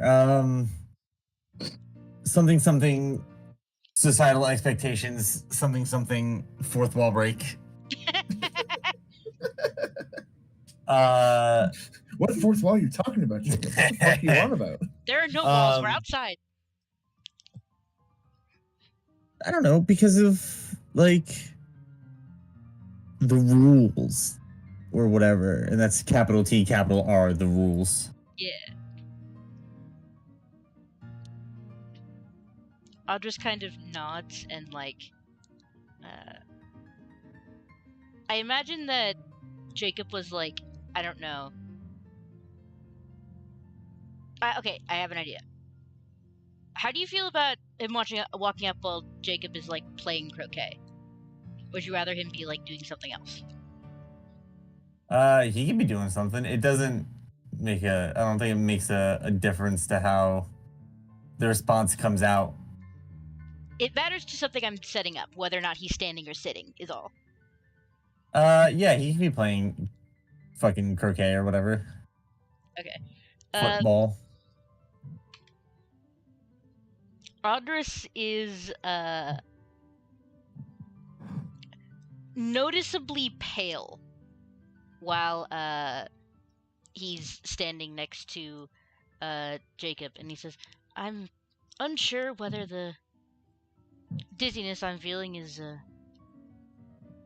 anxiety towards it all, or, well,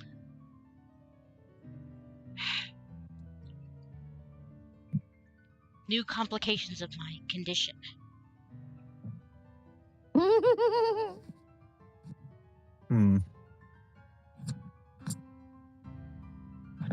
Perhaps we should go sit and talk. And he's kind of phrasing it as a question to see if that's what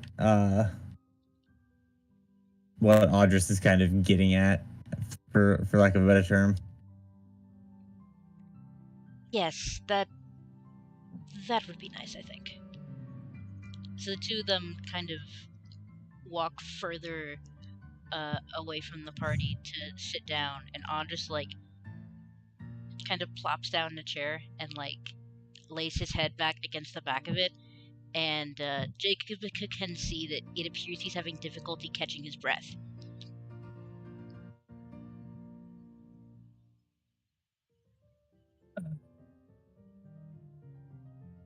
Audris, my friend. Me not knowing how to deal with panic attacks in a soft way. I just kind of thug mine out. Take some deep breaths for me.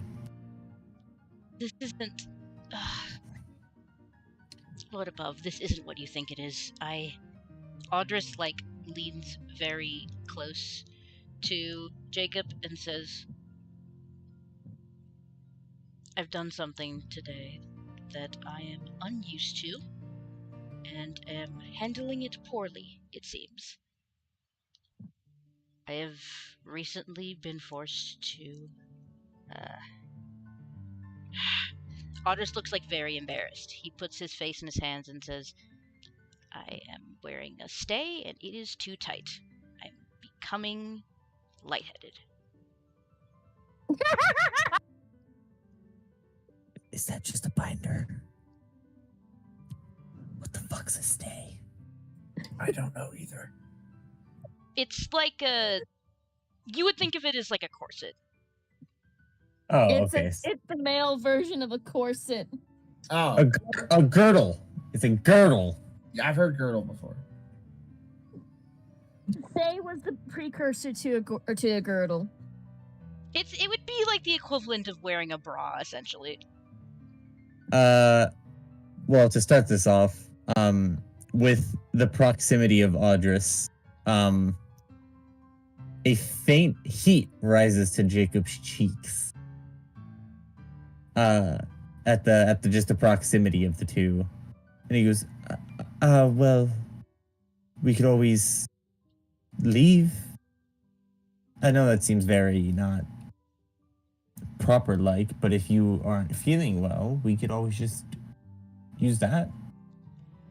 Audris kind of sighs and says, I don't know how women do this.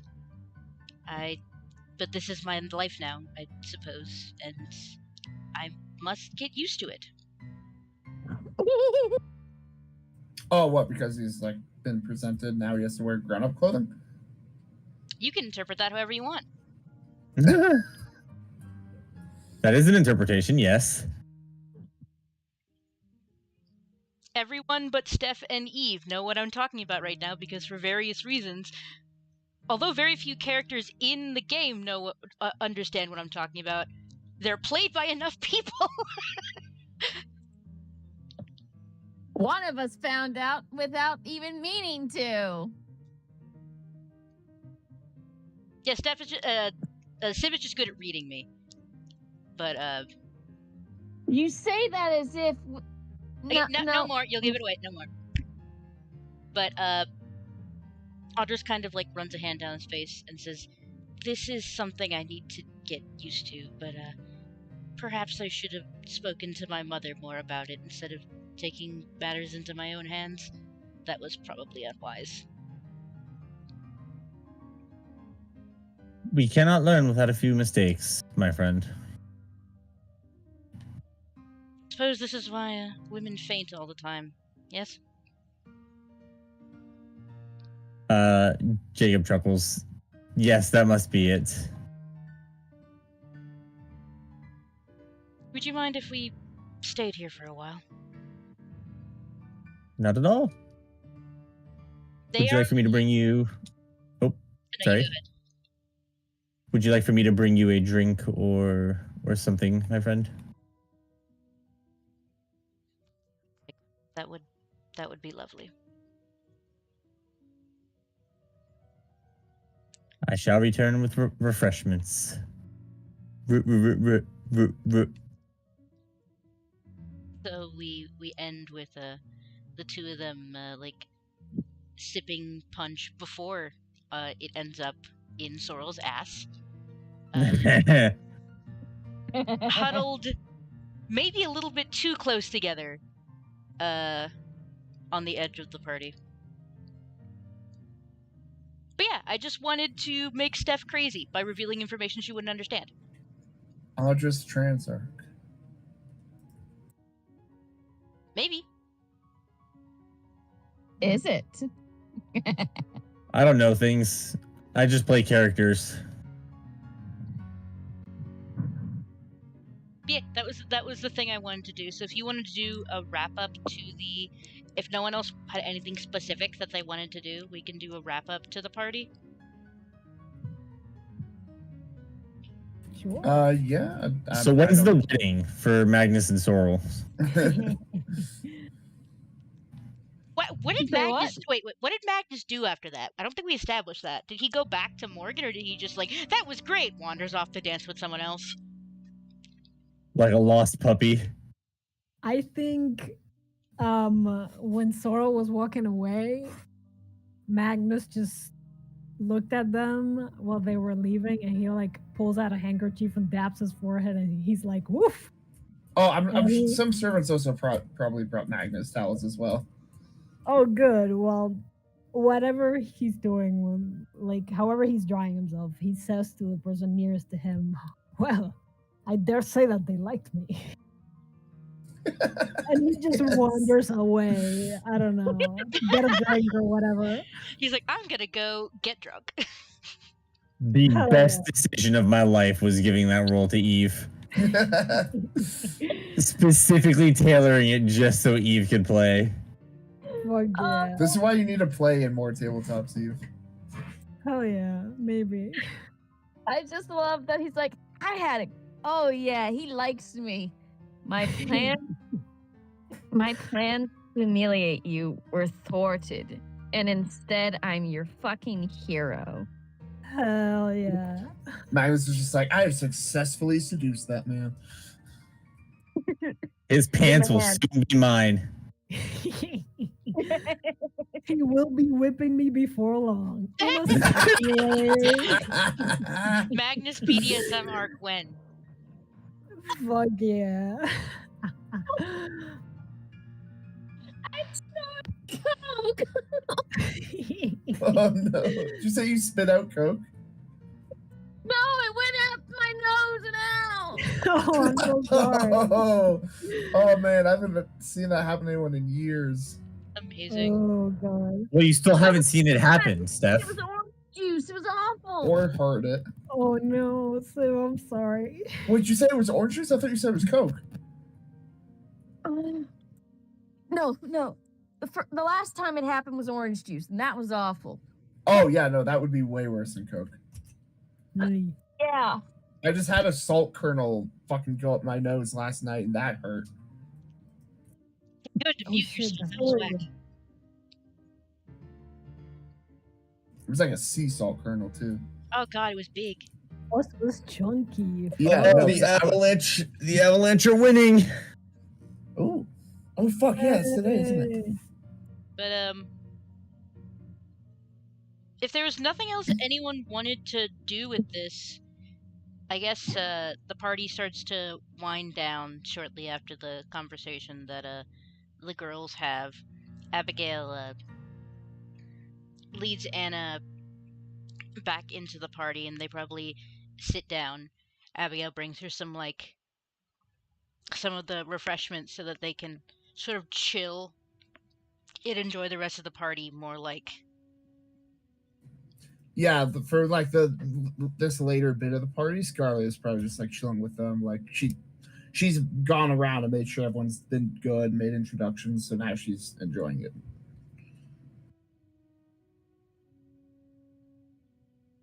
They're probably all playing like euchre or something together, or a calming thing. Yu-Gi-Oh?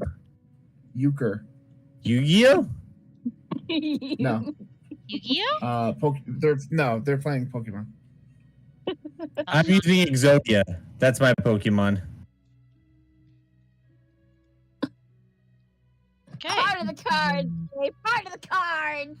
Is there anything that anyone wanted to do in the wrap-up stage, or do you want to just call the scene here?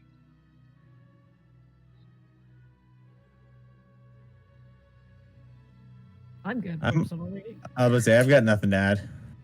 Yeah, I think this is a scene. I don't know if the only one I would think of like to say like, are they doing anything special? Would be Morgan, just because like they're newer, but I don't know if they'd be doing anything that special. Well, Estrella didn't show up, so. I have a question. Huh. Did Morgan talk with Magnus after that? Not unless Magnus approached her, because if she had approached Magnus, then Sorrel would have ammunition against Morgan. And she's out here playing fucking 3D chess with time travel capability, while Sorrel's just playing fucking backgammon or some shit. Jesus. Magnus is just doing his own thing. I don't know that he would go out of his way. So I don't know. Maybe after the party or something. But like not during the party. Yeah. Okay. Because he's still partying. Yeah. Oh, does anyone want to use their monologue tokens on anything else? Yeah, on this scene before we're done. I have no need to use it. I have no. I know all I need to know.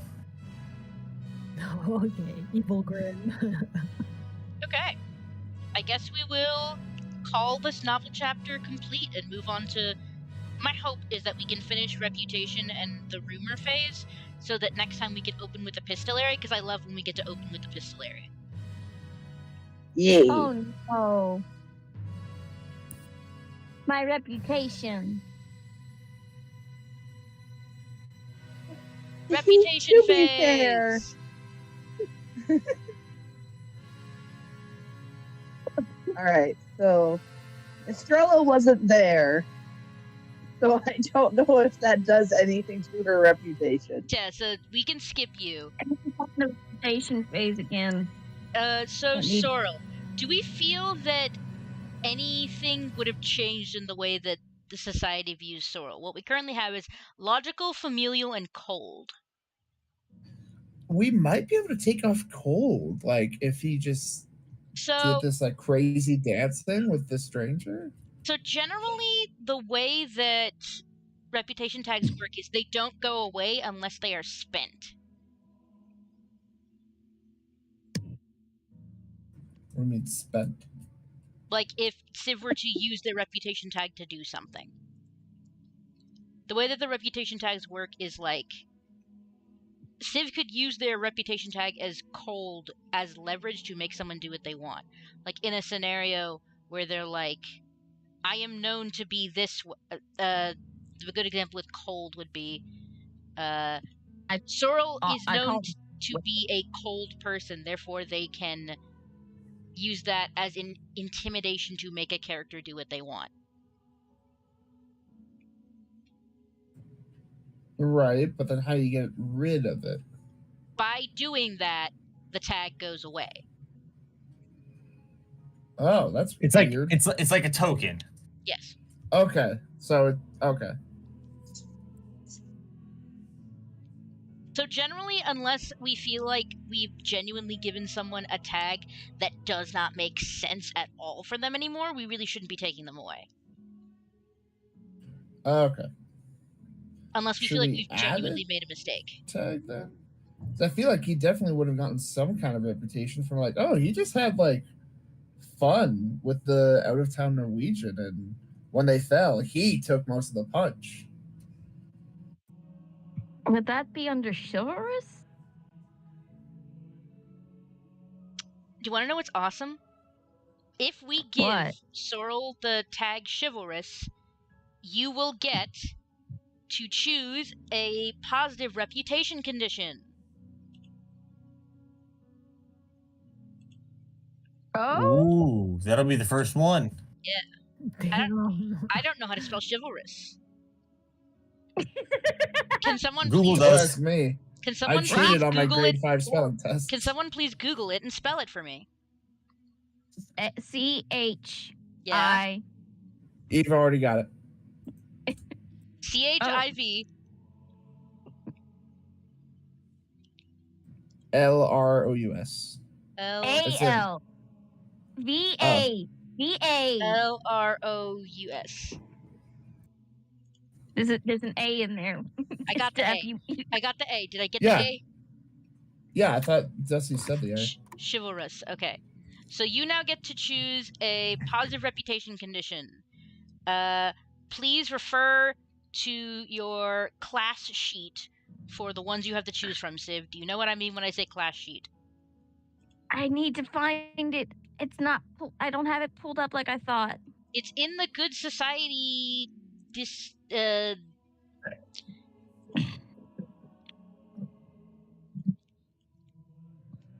It should be in the Good Society. Roll sheet. I found it. Yeah, I am not inside the drive that is in the resources channel. Okay. You can. Is it? You can look through that while we move on to the next person, and if you still need help at the end, we can come back to you. Yes, come back to me. I'm confused. Okay, so Scarlet. Scarlet has kind-hearted, bold, and eccentric. I don't know that you behaved in any way that is different than that. We feel that... Nope, threw on a fucking party for people, but also cared about her servants. Yeah, kind-hearted, bold, eccentric. I think that covers her pretty well. I don't think that she did anything new. She also implied her cousin was into BDSM in some way, so... I'm putting that under eccentric. Oh, I was putting that under bold. Yeah, exactly. But, so... On to Audris, we have polite, youthful, and flighty. Do we feel that we have gained any new reputation here? No, I feel like Audris didn't change much. He did come to his teacher's rescue. Only to be called a wet rat in the end. Yeah, but he did still, like, make a stand almost. He did stand up to Sorrel. And Sorrel clearly was shocked by that. Yeah. So I don't know if confident isn't the right thing, but, like...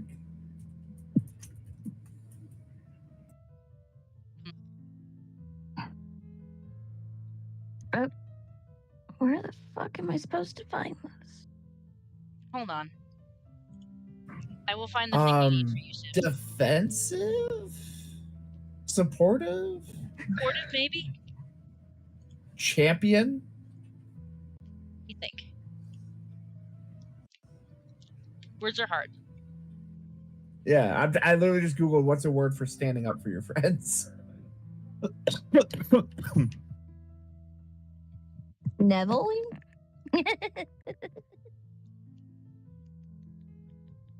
I get it. Harry Potter. Righteous? No.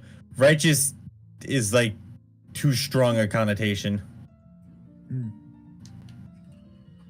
Like every time I hear righteous, it's like in the righteous name of God. You know what I mean? Yeah. True. It's a very powerful. I think we're technically doing reputation things wrong, but I don't care at this point because we're being consistent. We're doing it the way we want to do it. Say to do. We're doing it the way that we want to do it.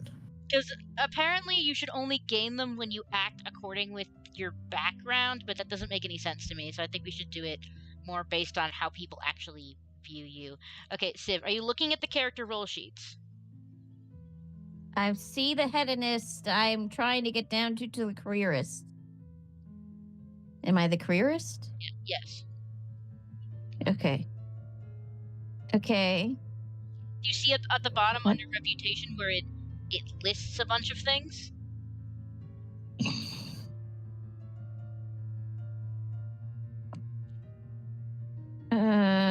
Yes. The two ones with up arrows are the ones you get to choose from. Oh. I think there are also ones under your family background sheets. There are also two under your family background sheets you can choose from, I think. No, those are the two ones you get to pick from. So yeah, pick okay. One. Think a on second that. pair. Think on that. Oh no, I already know exactly which one I'd grab. You want a second pair of hands. All right, read to the group what that means. Your junior arrives. Create them as a connection. While this condition is active, they are ready to assist you in all appropriate matters. Meaning, if you lose one of your positive reputation conditions by spending it,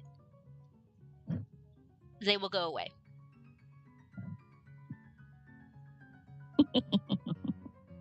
I think we can also say, just as a house rule, that if you have 2 reputation conditions that, like, don't make any sense together, that they cancel out.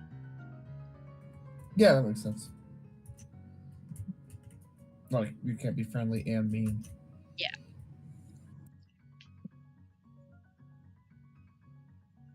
So, think on that. I have opened the document. Do you see the new place you can put your new connection, Civ? No. Let me refresh the document. Aha! I've opened the new column. Make your character next time we will decide who plays them. You don't have to make them right this second. But think on that. Yeah, okay.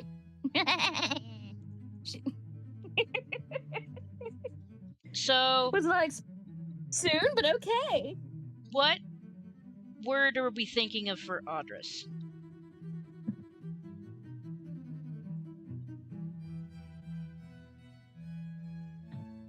I like defender or champion, something like that. Like, I'd go with mischief. What? You broke up, like Sid. defender. What did you say? Anxious. What? Anxious. Anxious. Thank you. We're got you, looking for Sif. a positive tag, not a negative tag. I gave my negative first, so sorry. I like defender.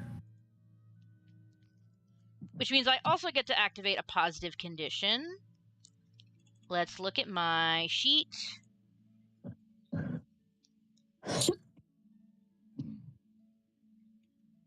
My thought is, if we're doing the way that reputation tag's wrong, I at least want to continue to do it this way until this upkeep phase, so that we're consistent. And if I figure out that we're doing it wildly wrong, we can decide if we want to keep doing it our way or the other way at the end, you know? Okay. We're all still learning how the hell this game works. And we haven't played in over a month. Yeah, Steph, it's all your fault. No, I'm just saying we've all forgotten shit. Yeah, and it's your fault. I have... Thank you, Steph. This is a very good Gavin squeak of you. So, Okay, I'm going to take the condition Angelic Temperament. Choose one connection you depend upon. While this boon is active, this connection is devoted to you and believes you can do no wrong.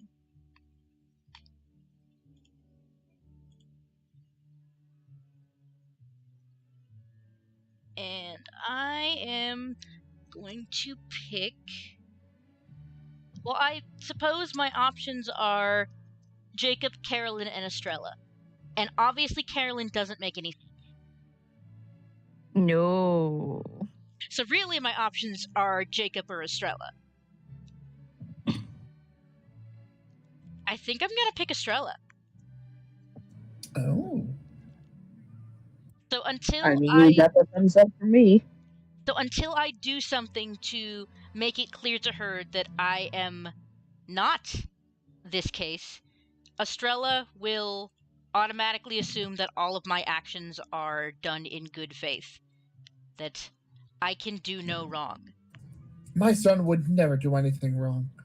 Exactly. I mean, she kind of already does that already. I mean, like, for the most part. But yeah. Yeah, I feel like that's not out of the question for her. I feel like that in this moment she's not quite there, but I feel like it's not too far a stretch, you know? Yeah. Alright, and then we have Morrigan. We have Yes. friendly, skillful, ignorant, and hostile. I feel like hostile shouldn't really apply anymore. Yeah, I don't see any reason hostile should still be on there. I think we did say that if we feel like it genuinely doesn't make sense, we could remove it. And this is not the first time we've discussed removing hostile. It is not. Yeah. Hostile removed. I don't know if we would add anything. I just know that hostile no longer should apply. But losing a negative condition, I think, applies. Because, like, with cold on Sorrel, that wasn't because he is no longer cold, it's because he didn't appear to be. Whereas Morgan has never shown herself to be hostile publicly. Yeah, okay, fair enough. I did say publicly. She just wrote a very strongly worded letter. You know what? Everyone's allowed to do that once in a while. And also, like, this is a reputation. We don't exactly. see those private letters. Yeah, exactly. Okay, rumor phase.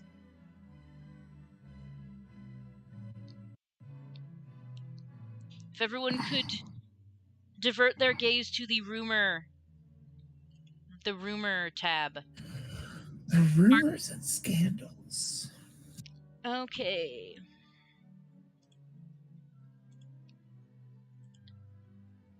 Let's see. The currently circulating rumors is rumored that Sorrel killed the Baroness Primrose's husband.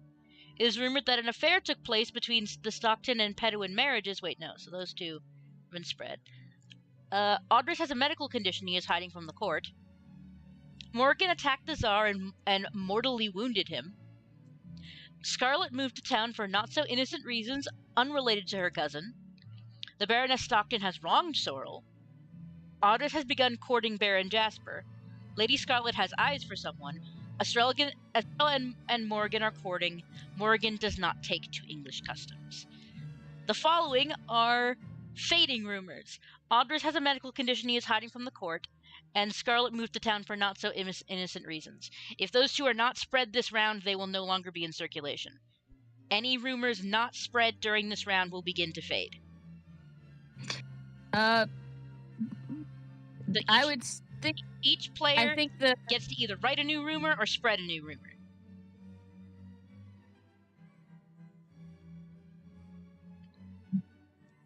Let's start at the top then. At least the top on our sheet. Civ, do you want to write a rumor or spread a rumor? Hold on, I have to interject right here. Yeah? I feel like Estrella and Morgan are courting should just automatically be spread here. It was openly talked about by 3 parties. Yeah, it's not going to fade this chapter regardless, though. Okay. I'm about to say that is true. It was talked about if it was a very openly. If it was a fading rumor, I'd agree with you, but it is still an active rumor. It just will begin to fade this chapter, meaning it would have to not be spread for 2 cycles for it to go away completely. Okay. So it's not going to go away this cycle. I would say that the top rumor with Sorrel killing the Baroness' husband is a fading rumor. That rumor was spread last, not fade. Yeah. Okay. I think I'm getting confused on how some of this works. You don't get to decide if a rumor is fading. You get to decide to spread it. I'm got the Men in Black neuralizer. I am choosing to make everybody forget about this thing. Yeah, you get to decide if a rumor, you get to either spread a rumor or write a new one. Rumors fade by us not choosing to spread them. Hey, real quick. You remember to record this one, right? Yes, it's recording. Okay. Then I would say at this point that Stockton is wronged, Sorrel would spread. Yes. All right.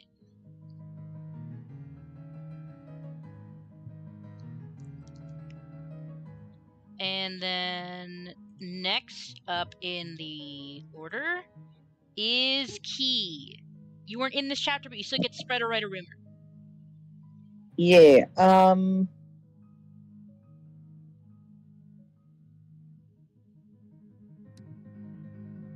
I'm gonna spread the rumor that Audris is courting Baron Jasper.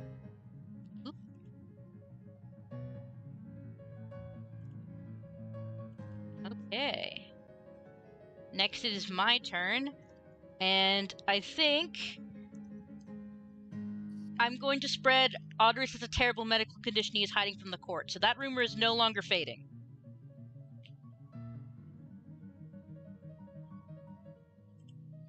I mean, like, he did, like, kind of collapse and need to sit down at the party. Yeah. Alright. Steph, what are you thinking? Do you want to write a rumor or spread a rumor?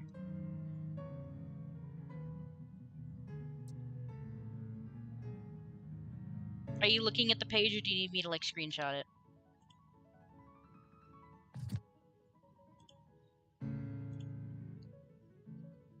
Steph? I keep forgetting push to talk.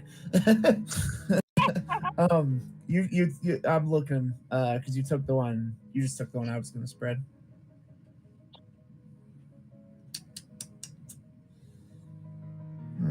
Because you can write one.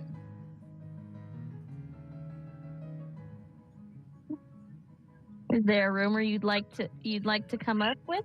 Yeah, that's one thing. Like, do I want to come up with a new one? I don't know. Maybe spread the rumor of Sorrel having a soft spot for this new Norwegian. I like that. I like that. Ruin his cold reputation. Yes, I love that. Sorrel has a soft spot for Magnus. New rumor. No. That's Sorrel going, oh no. And then finally, Fenrir. Also, like, Scarlet 100% is like, hey, servants, gather around. Spread the fucking word. I don't know. I don't have a new rumor that I want to add, but I also don't have one that I want to spread. You can pass your turn if you really want to. I don't have much to add to this one. There's not really a rumor to spread because, like, most of Morrigan's development is going to be with Estrella in the scene, and since there was no Estrella here, yeah, it was just kind of a beach episode. 3 different parties did talk about them courting. Yeah, but that rumor is not fading, so. Yeah, it doesn't mean you can't still spread it. You can still spread it if you want. Yeah, but what's the point? It's not going to do much. It'll make sure it doesn't fade next round. The point is, if you can't think of anything else to do with your turn. Yeah, because it'll make sure that next round it's not fading, so you don't have to spread it next round for it to die. If there's a different rumor that you want to write next round. Okay, fine, I guess. I've been convinced. You don't have to. I'm just saying, like, if you don't know what I've been convinced. Alrighty. And that's Let me be peer pressured, Steph. That's the rumor phase. If anything, this is us doing 2 rumor phases has made me feel like we shouldn't have 2 rumor phases. Is that just me? Because I feel like us trying to figure out which rumors were spread last round and which ones were spread this round. I think maybe we should only do it once per cycle, so it makes more sense. Yes. Okay. But we can always make that choice when we get to the point where we're supposed to have another one. Okay. Okie dokie. So I guess we can call this here. Next time on Dragon Ball Z. I was just about to say that, you motherfucker. Epistolary phase. Everyone gets to write 2 letters. Write or receive. Up to 2 letters. Yeah, everyone gets to write or receive up to 2 letters. You can do nothing if you want to, but have fun. Do things. Got it. Wee-hee!